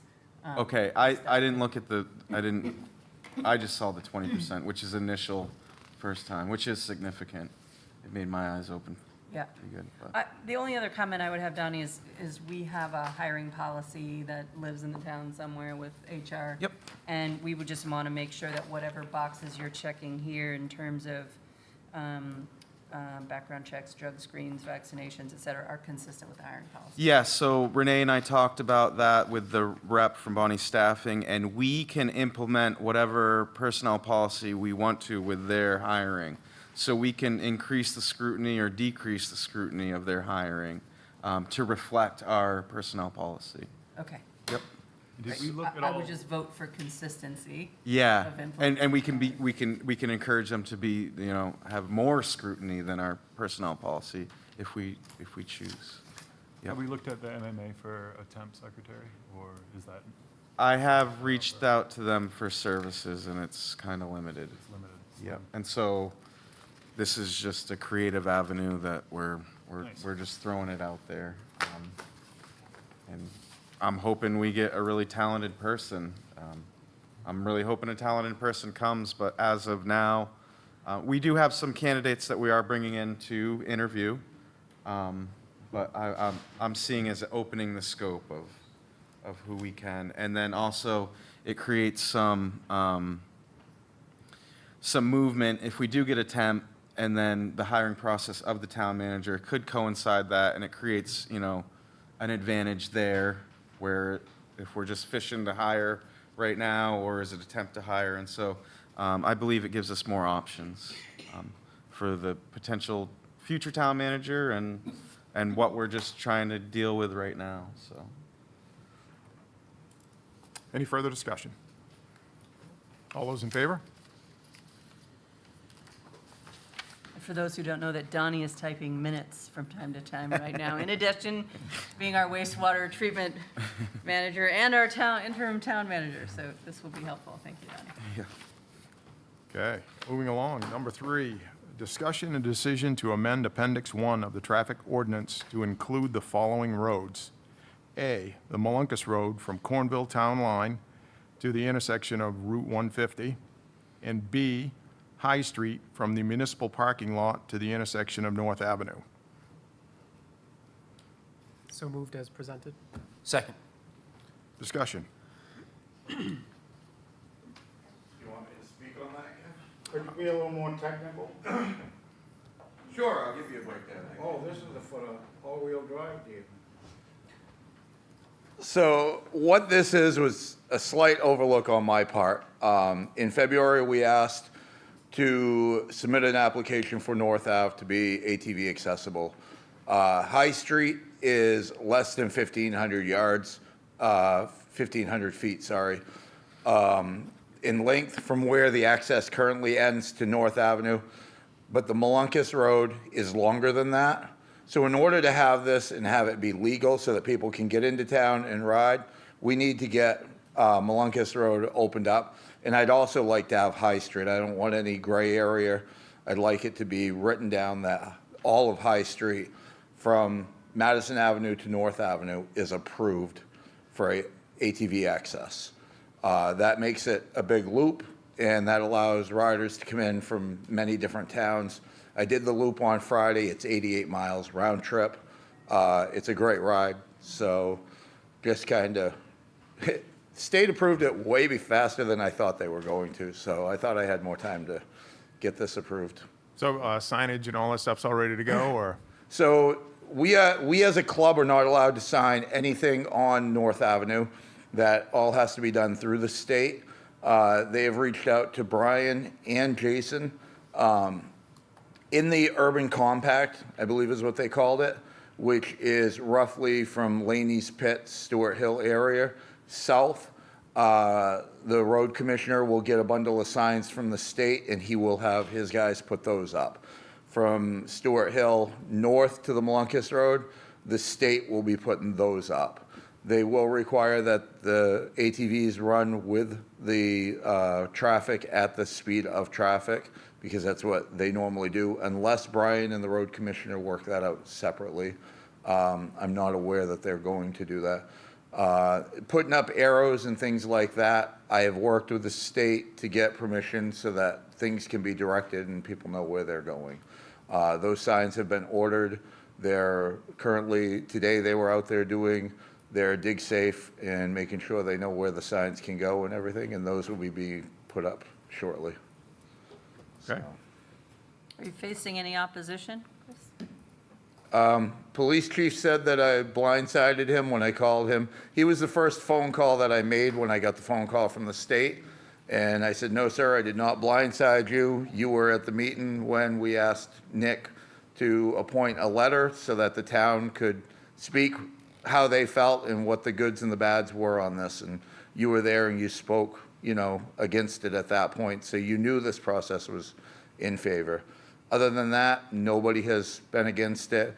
We've had ATVs in town this weekend. There was 27 of them sitting at the ice cream shop Saturday afternoon when I left to leave town to go to Jelly Roll. There was a bunch of them at Alice's Sunday morning enjoying Father's Day breakfast. So, people know that it's open. We've posted it heavily. We've asked them to ride cautiously and follow the rules, and people have been great with it. So Ken saw an enormous amount of riders. While we were out passing out the passports, we saw people in other towns, Athens and so on, and we gave them the passports. Later that afternoon, we saw them in town, coming into town and getting them stamped. So this whole idea of the passports to bring people here is working, and I love it. So I just hope that it keeps going. And Chief's concern is following the rules of the road, or does he have other concerns? I'm sorry that he's not here to. Yeah, it basically comes across to me. He does not like the ATVs riding on the public ways, and that he is worried that there is going to be an accident. As of 3:45 this afternoon, when I called Comm Center, there has not been ATV incidents in Skowhegan since we've opened our access roads. So I understand his concerns, and I know that we introduce, bicycles or motorcycles, there's eventually going to be something, but I don't think that we can not move with the future and open up our access roads because of what might happen. So I've tried to take every precautionary that I can in working with that, and try and, as things happen, as I see people and see how they ride, I'll talk to him and try and make things safer if we can, so. So after this, are there any parts of the town that you cannot access with an ATV? As far as like businesses? Yeah, you can't get to Laney's Pit Stop, you can't, South Side is very limited, there's nothing over there other than Bigelow Brewing. On the north side, right now, with this, you will not be able to get to Laney's on Madison Avenue. That will be the only road, the only business. By going up North Avenue with the 1,500 feet allowable by state law, you can ride from North Ave all the way to Madison Ave. You can't cross Madison Ave, but you can go to Damon's, you can go to Motor Supply, you can go to all the businesses on that side street without crossing within that 1,500 feet. You can go to all the businesses downtown by parking at the municipal parking lot. You can go to all the businesses along North Avenue. Any road to the left, Chestnut Street and Heselton Street and all of those, you can access all of those. Heselton is the only one that you can't go to the end of it because it goes all the way down to the eddy. So by opening up this road, it really does allow everything on the north side for a business venture, if somebody wants to come into town and do something. Walmart? Walmart is accessible off the power line. There is a new trail that is opened into the back of Walmart, and they can get to Walmart and Hannaford's through that trail. Sounds like a job well done. I think it's great, and I think it's gonna bring a lot of business to the town. I think there's a lot of optimism, and there's been a lot of support here tonight. What happens if 2-3 years down the road we're chief's seeing problems? What's the recourse if there's problems? So ultimately, like with any car accident or anything, you know, pedestrian getting hit, we're gonna go back and we're gonna look at, you know, what the rider was doing, what the traffic was doing, and what can we as a club do? More signage, you know, better area, you know, what, change it up, go, you know, maybe coming down North Avenue and using the center streets, going down the middle between North Ave and Madison Ave would be better than the main street, or, you know, we'll look at all of that and see if there is an issue. You know, I'm not trying, a lot of towns want to open all of their roads as access roads. I'm against that. I don't like that because then it opens up too much too quick and there's too many problems. So what we've been doing 3 years ago, we opened up Bigelow Hill. Last year, we opened up Russell Road and Bennett Ave. We haven't had any issues on those roads. There have been some noise complaints or whatever that people have reached out to us about, and we've addressed it with the people that we know is doing it, and it's kind of calmed down. The cops haven't been involved with any of that. So as people keep approaching us and bringing things to us, my hope is that we can keep the police uninvolved. If at what point they do get involved, then at that time we'll look at the report, look at what happened and see what we can do, if there's anything we can do to better it, or, you know, if it was just a fluke that it needs to be addressed. Yeah, go for it. So I have one small correction. We can get to Walmart in Hannaford's, but you have to park, when you come down the power line trail, you have to park in that grassy area. You cannot take your wheeler off that grassy area. There's no driving in the Walmart Hannaford parking lot. You have to park there and walk to them. Thank you. Ethan asked a good question about insurance, general liability insurance if you're driving on roads with an ATV. State does not require it yet. It is being discussed and pushed in Augusta, but as of right now, it's personal preference. So I know when I started driving 30 plus years ago, that's how it was with cars, and they started seeing more uptake in stuff, and that's kind of where we're at with ATVs right now. The business is growing, and the state is now looking at going with what New Hampshire has, that all people, when they register, that they are going to have to present some form of insurance or whatever. Insurance isn't expensive. You know, I have a $500,000 policy on all of my wheelers, and I pay $18 a month, you know, so it's not expensive. But let's face it, you know, I mean, Matt, where you live, If I go by your house and I'm just saying, you have a car sitting out there that's $50,000 and you got a few people in the front yard, if I hit one of them and hit your car because I'm not paying attention, $500,000 is not a lot of, not a lot of money to rack up. So realistically, I think that the state within the next year or two is going to be requiring it, but they do not require it yet. I guess the only other question is, do we know how it's handled right now? If there is a vehicle ATV accident, and the ATV owner does not have insurance, is that what we have, what is it called? The uninsured The uninsured motorist Then for, is that going to cover something like that? I don't have that. I don't have that answer. As of when the season closed last year, there had not been an insurance claim on a club or the state of Maine insurance. So like the club has insurance. So like say we're on your property, Kevin, and they tear up your land or whatever. I don't know if that insurance covers like a car or something. Okay, let's do this then. Let's take and go and do an insurance review of how that would work. I'll give you guys that homework to go back and bring back to the next select board meeting. I don't know if that's something we want to hold this up for today's decision or not.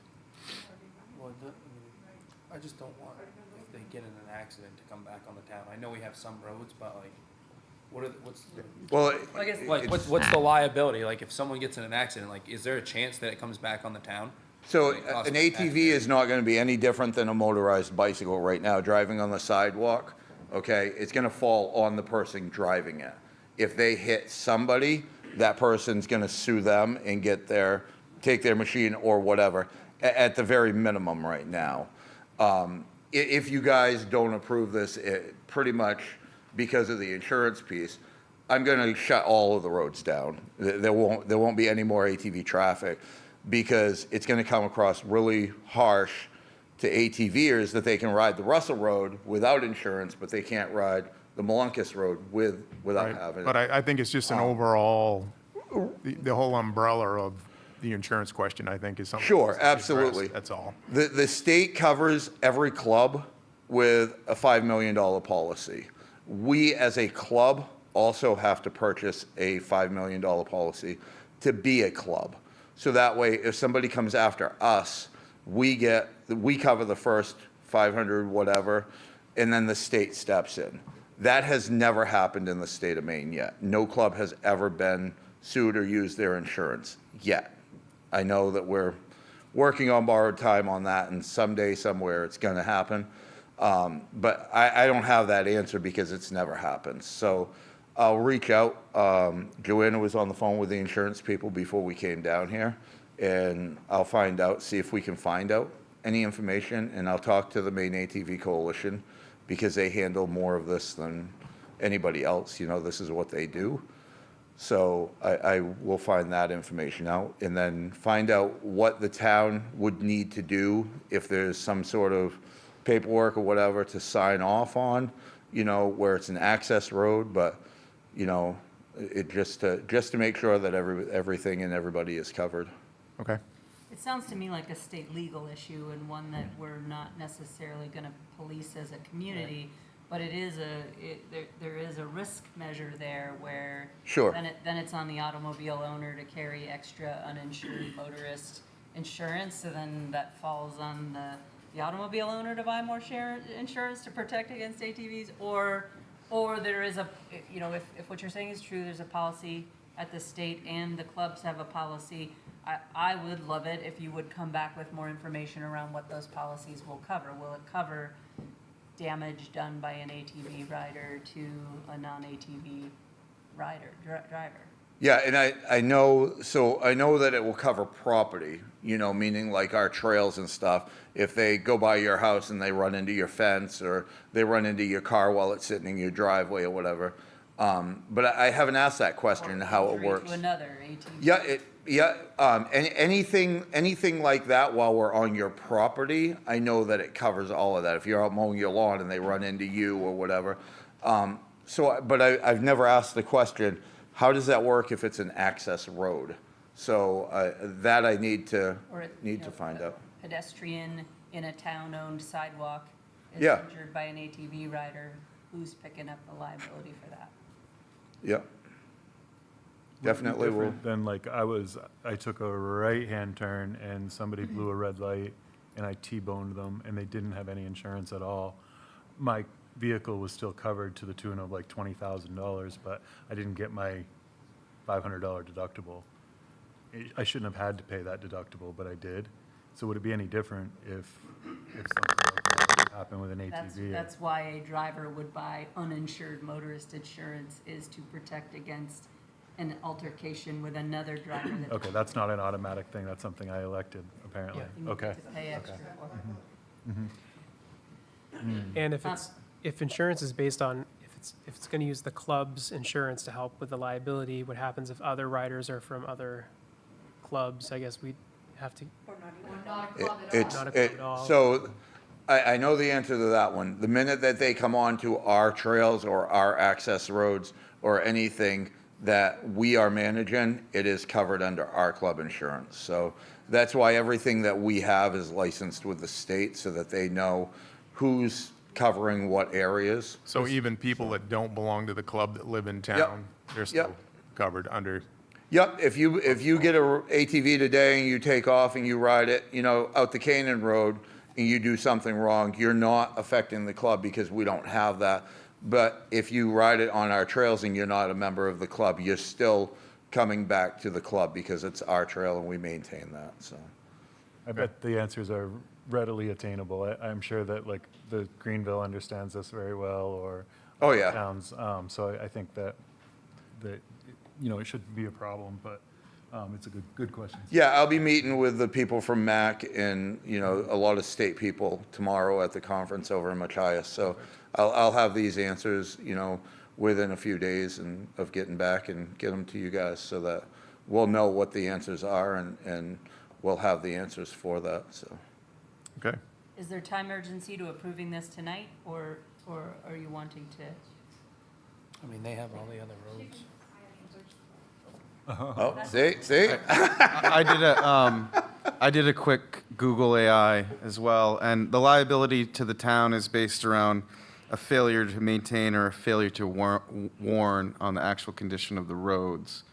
However, there's a municipal immunity related to discretionary decisions such as opening access of a road. So opening that access doesn't make us liable. However, if that condition of that road is suspect, then we could face liability from that, but not from the actual access and not from the actual people being on the road with other people. But your Malunkus Road is still better than some of the trails in the States. So we have a motion and a second to approve as written. Would you like to? Any further discussion? We'll close it. And those in favor, opening the trails? Never mind. Thank you, guys. Thank you. Thank you.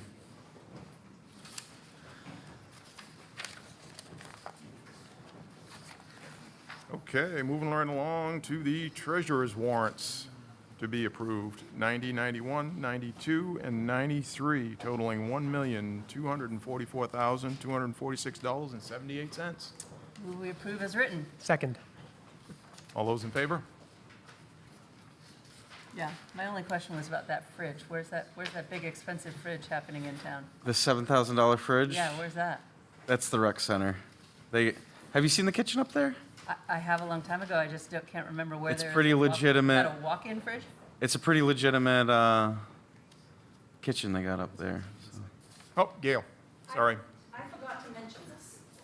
Do they use it? And Jason They wasn't do here use it a lot tonight. all summer. So, They feed hundreds of kids. We've received a check from Summit Natural Gas for $4,511 that I need approval to accept so I can deposit it, so we can cut a check to Bangor Savings for it to go into the highway escrow account for the road opening permits.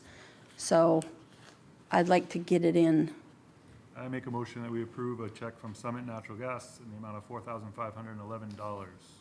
Second. All those in favor?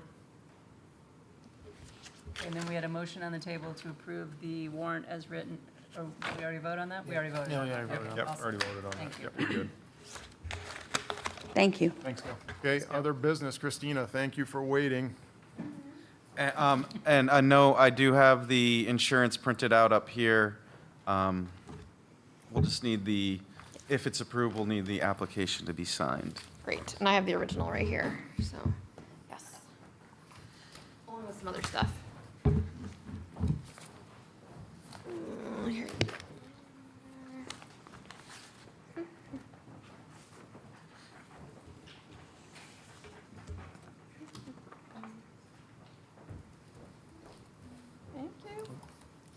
Thank you. Thank you.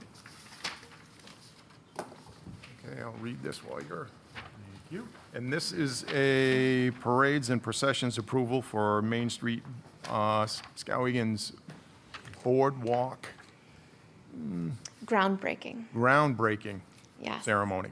Yeah. Do I have a motion to So approve this? moved, as written. Need a second. Second. All those in favor?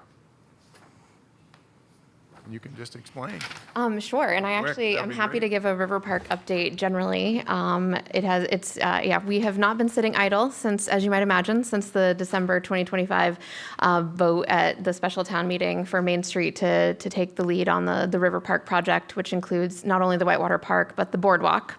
So we have been we sent out a bid in this winter, and we received we sent out a request for bids and received several bids back for the Boardwalk Phase 1 project. And so over the last several months, we've been actually working with the firm that we selected as our top candidate for value engineering, just to make sure that we got the price down and tweak some of the materials in order to bring the price down.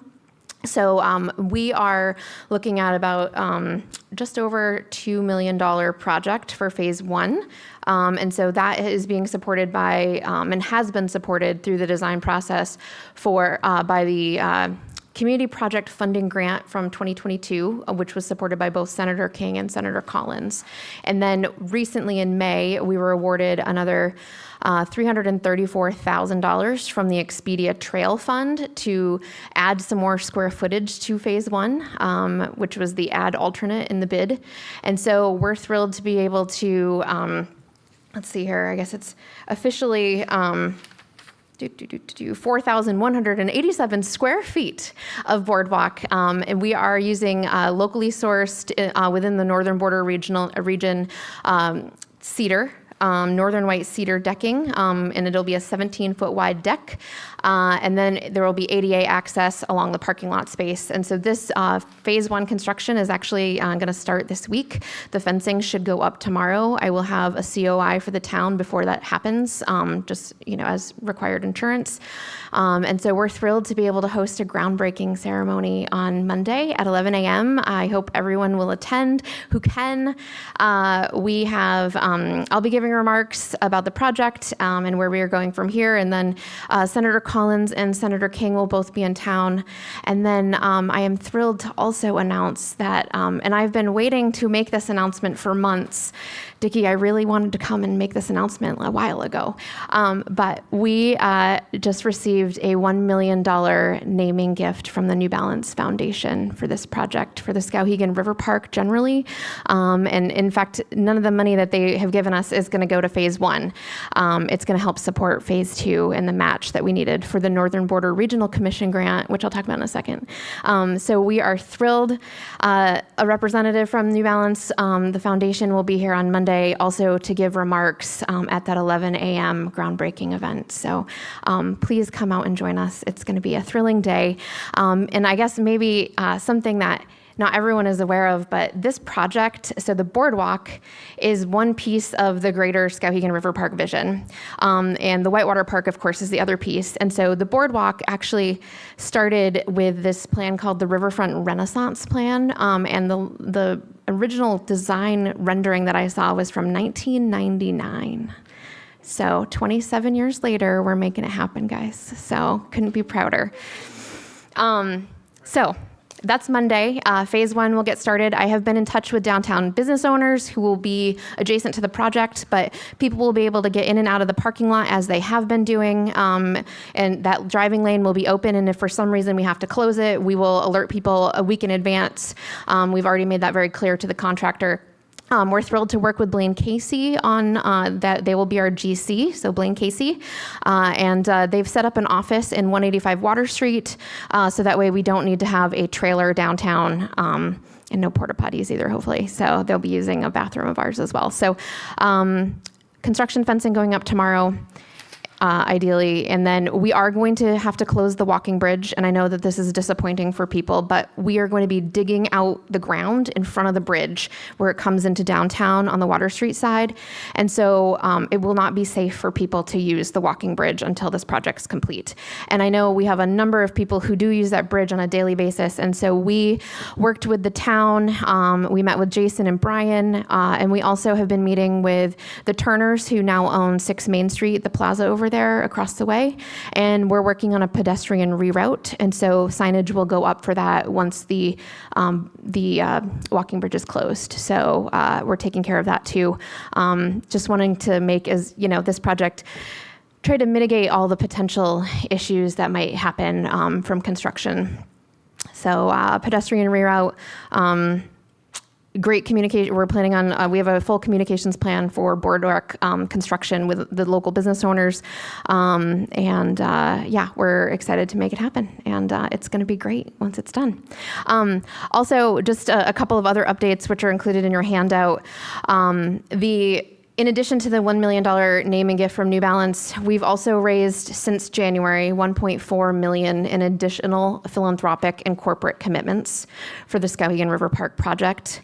And then phase 2 of the boardwalk, which will start next summer, is supported by a recently awarded to Main Street Skowhegan $2.5 million Timber for Transit grant, which is a Northern Border Regional Commission grant. And then it'll include some of that New Balance funding as match. And so that will be construction of the boardwalk around or behind the Unwind building, so 151 and 181 Water Street. So we're thrilled to get that next phase of the project moving forward also. And then just another note, we applied for another community project funding or CDS request or earmark from Senator King, and he has supported this and it's moving through the appropriations process, and that is for $5.6 million, and that would be specifically for the Whitewater Park. And so we are not going to construction this summer for the wave, just because we have additional fundraising to do, and we're still in the essentially the quiet phase of fundraising for that, just to bring in more dollars to make that construction project happen. So working on that, but we're excited to get those shovels in the ground for the boardwalk and build more momentum. So all told, that $1 million naming gift, the $334,000 from Expedia Trail Fund, thanks to our partnership with the Conservation Fund, $2.5 million Northern Border Regional Commission Timber for Transit grant, the $1.4 million in additional philanthropic and corporate commitments, and then the $5.6 million CDS request that I just mentioned. It equals more than $10 million in secured and advanced funding for this project since January. So, yeah, we haven't been sitting idle. Certainly doing lots of work to make this happen. Yeah, so please come out to the groundbreaking. You can learn more about it on the River Park website. We also have updated all the FAQ pages on our website, so skowheganriverpark.com. There is an RSVP for the event, so we know how many cookies that we need to make with the River Park rendering. Thanks, Matt. Very excited about that. And we are also, one other thing, email. Yeah, I'm going to be sending out, we'll be actually making this announcement via email tomorrow morning, but you're hearing it here first. I did just post a big Facebook event with the New Balance Foundation Boardwalk announcement as well. But yeah, anything else? Any questions? I think that was all I had. Yes. Oh, sure. Yes. So in the riverfront parking lot right behind the bankery. So we're putting up a tent, which is what the approval for the parades and processions was. We'll have a tent. We've got a stage and podium, and so we can make some remarks. So, and for phase one, I don't know if I mentioned this. Phase one is specifically the area behind Zap and Key Appliance, and so it will, like I said, close the walking bridge, but construction should be constrained to that grassy area where we've already removed the picnic tables, thanks to the town. And then we'll be relocating with the mermaid sculpture as well. So, Okay. Exciting times. Congratulations. what do you think? Not sure. $10 million, Dickie. I understand. As of right now, not one penny is taxpayer money. Mm-hmm. That's what we can do. That's a great thing. Yeah. Now, Thank you. I'll take that compliment. well, and my second thought, if there's any money you need, you gotta go to TIF. Go to Amber and get a TIF.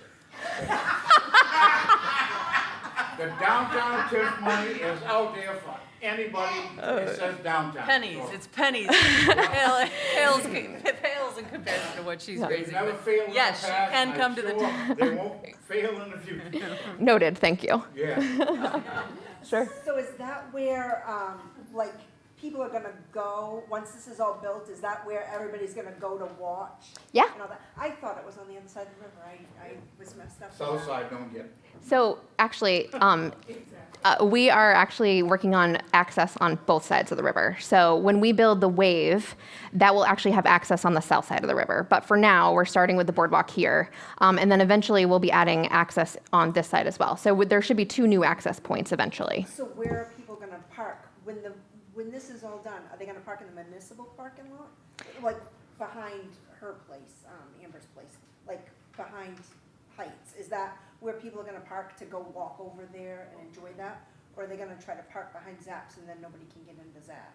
So for the first phase of the boardwalk, not a single parking space is going to be removed. For future phases, we are looking at maybe a handful of spaces that will be removed from the riverfront lot. However, our goal is to maintain access for the big trucks that have to go back there to offer deliveries for the businesses.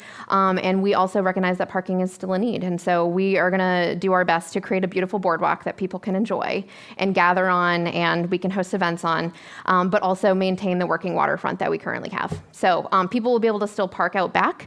But then the ideal situation is that we'll also add some parking over on the south side as well. So, yeah. Yeah, just evening it out because like downtown parking is a premium. And, Yep.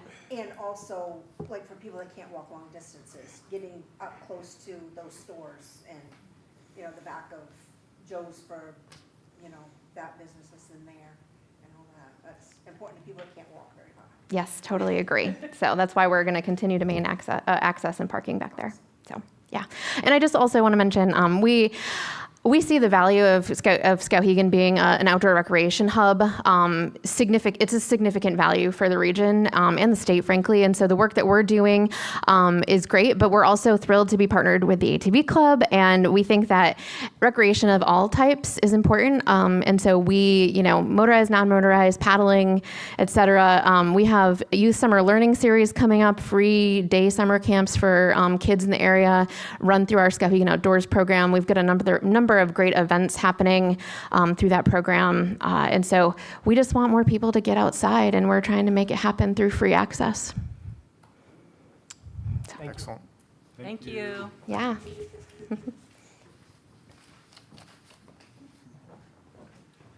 Can we all attend on Monday? Can we get that 48 hours in advance, or does that matter? I hope some of you can attend. I already told Christina I'm in New York City on Monday for Oh, yeah. business. I'll but- be there.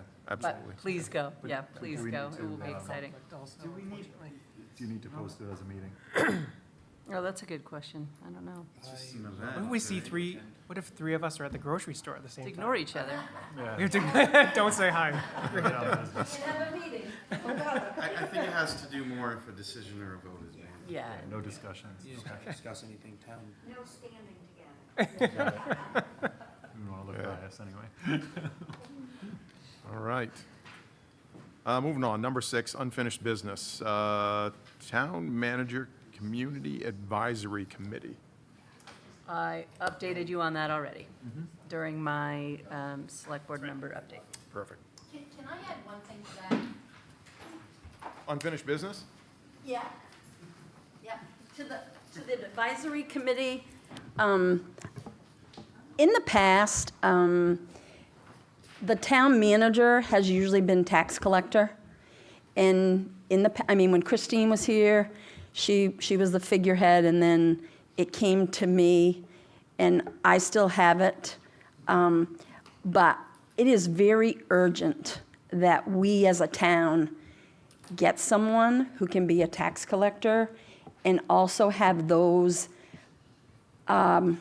tasks performed by an office other than the office that I'm in, just because we're probably going to have a lot of turnover when I leave. I think 2 other people are leaving behind me, and we gotta have somebody in place that can do all those functions that are only done like once a year, like 30-day notices need to go out, tax liens need to go out, you have to do the research in the registry, you gotta do the tax commitment. All these things happen just once a year, but they're so important, and it's such a strategic function that needs to be done, and it has to be done right.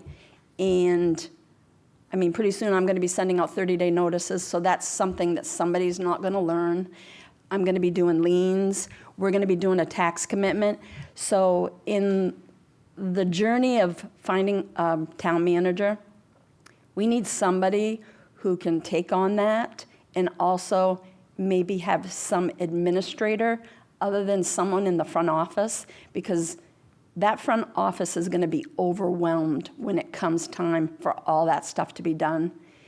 And the person that has done it for the last, I don't know how many years, is going to not be here. So it's very important. It's something that can't wait till the last minute. Okay. And so that's an important piece. Thank you. All right. Thank you, Gail. Can I ask a question, Gail? So the solution as you see it is get some of those responsibilities out of the front of house to another role. Are we thinking about, and this is not a decision to be made tonight, but just in terms of succession planning,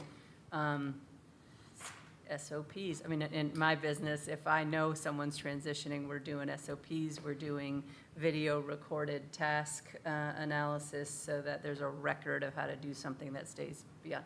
Is that something we could be working on also?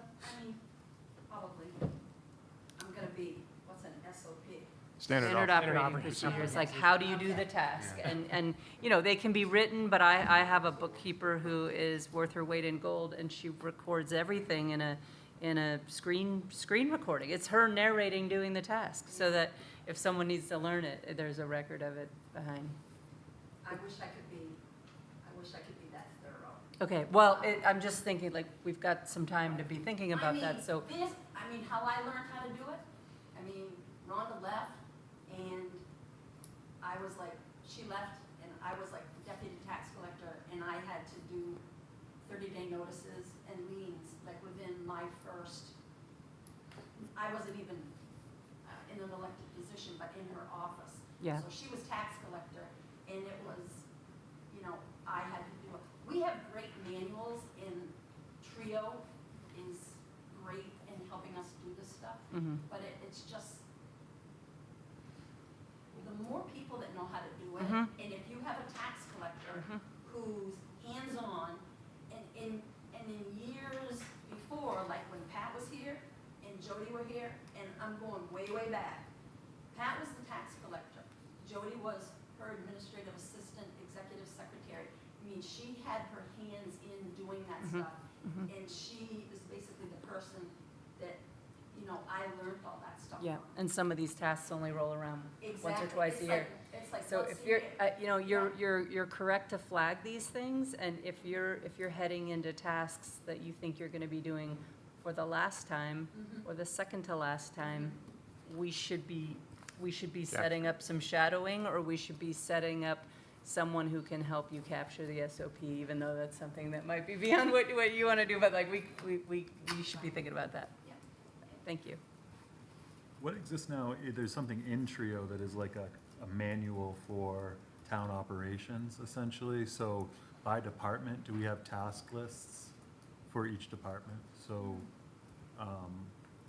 for example, the front office takes care of, you know, registrations and the other million things that they take care of. Is there a task list for the front office? I mean, probably not, because there's been somebody who's been there for way too long. Yeah. And knows what needs to be done. But there were books that Nick had started with us, but I'm gonna be honest with you, I've been so busy. I mean, I lay awake in the morning. Gonna hire a shadow for you, Jill. I would be interested in looking at those systems with Donnie or with somebody else, and just trying to figure out if we can come up with some sort of like operating manual, right? Every company has an operating agreement, right, within the company. It just seems like if we had like a handbook that had all of the departments and then, you know, sort of the duty of the department, and then the tasks under the duties, and then the task analysis for the tasks, then we could move way ahead with accountability and job descriptions and performance reviews, and then all of that could come full circle to a highly functioning town government. I think restructuring Gail's position and restructuring the town manager, like the tax collector, should go back to the town manager's office. So restructuring these positions, reevaluating them, getting these SOPs, I mean, that's just something we should be doing all the time. And if there's a big learning curve and we got to do it, we need to do it, so. I mean, every town goes through their growing pains and they survive. It's just. Doesn't have to be that way. Yeah, Yes. it doesn't Yeah. have to be that way, right? It should be, You can strive for excellence, right? Like, And I do think there's an urgency for Gail's position to restructure it, identify what needs to be done, come to the town, does it need to be appointed or voted, and make those decisions now. And we need to start posting this position sooner than later, so anything we can do now is good, and we definitely shouldn't drag our feet. to a vote to the town first. Yes. Yep.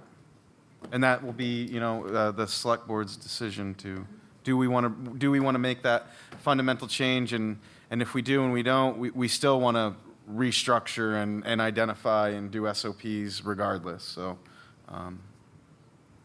And the sooner the better. So that transition can be, you know, We should smooth. carry that over on outstanding business so that Yeah. we can keep talking about this. yep. That'd be good. Or workshop it too. I don't know if that's, It'd be fun. Yeah, Yeah. that may be a great idea. Have a workshop, yeah. I know I have to do it in my department, and I know once I do it, well, it's gonna need to be updated every couple of years, so. All right. I move that we adjourn this meeting. Second. All those in favor? Sign the documents, please. Thank you all. Thank you, Kevin. And there's a lot of votes over there. Holy.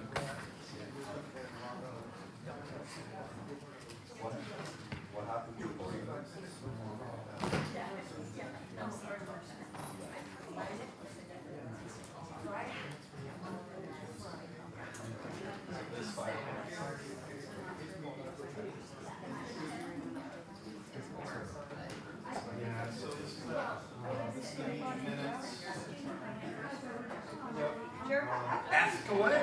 I might have an answer, or she might have to Google it.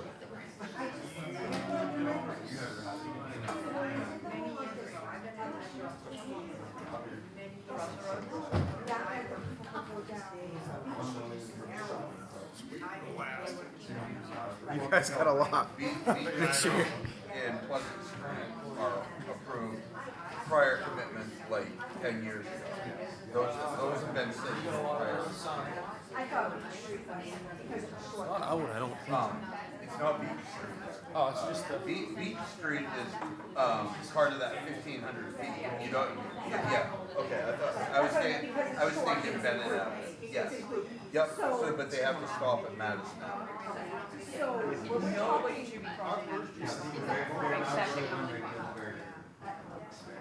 So when we're talking to North Avenue, where am I gonna? rightfully, you should see them at the light right here, at High Street.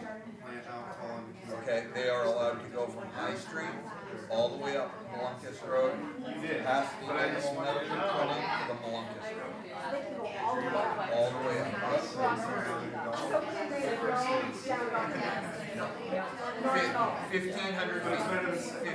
1,500 feet. I don't know where, it's like behind the mailbox. There's a road, like, you know where the site is? Yeah. Go down the end, there's a little road, and it's like a little. Eli, thank you. There's like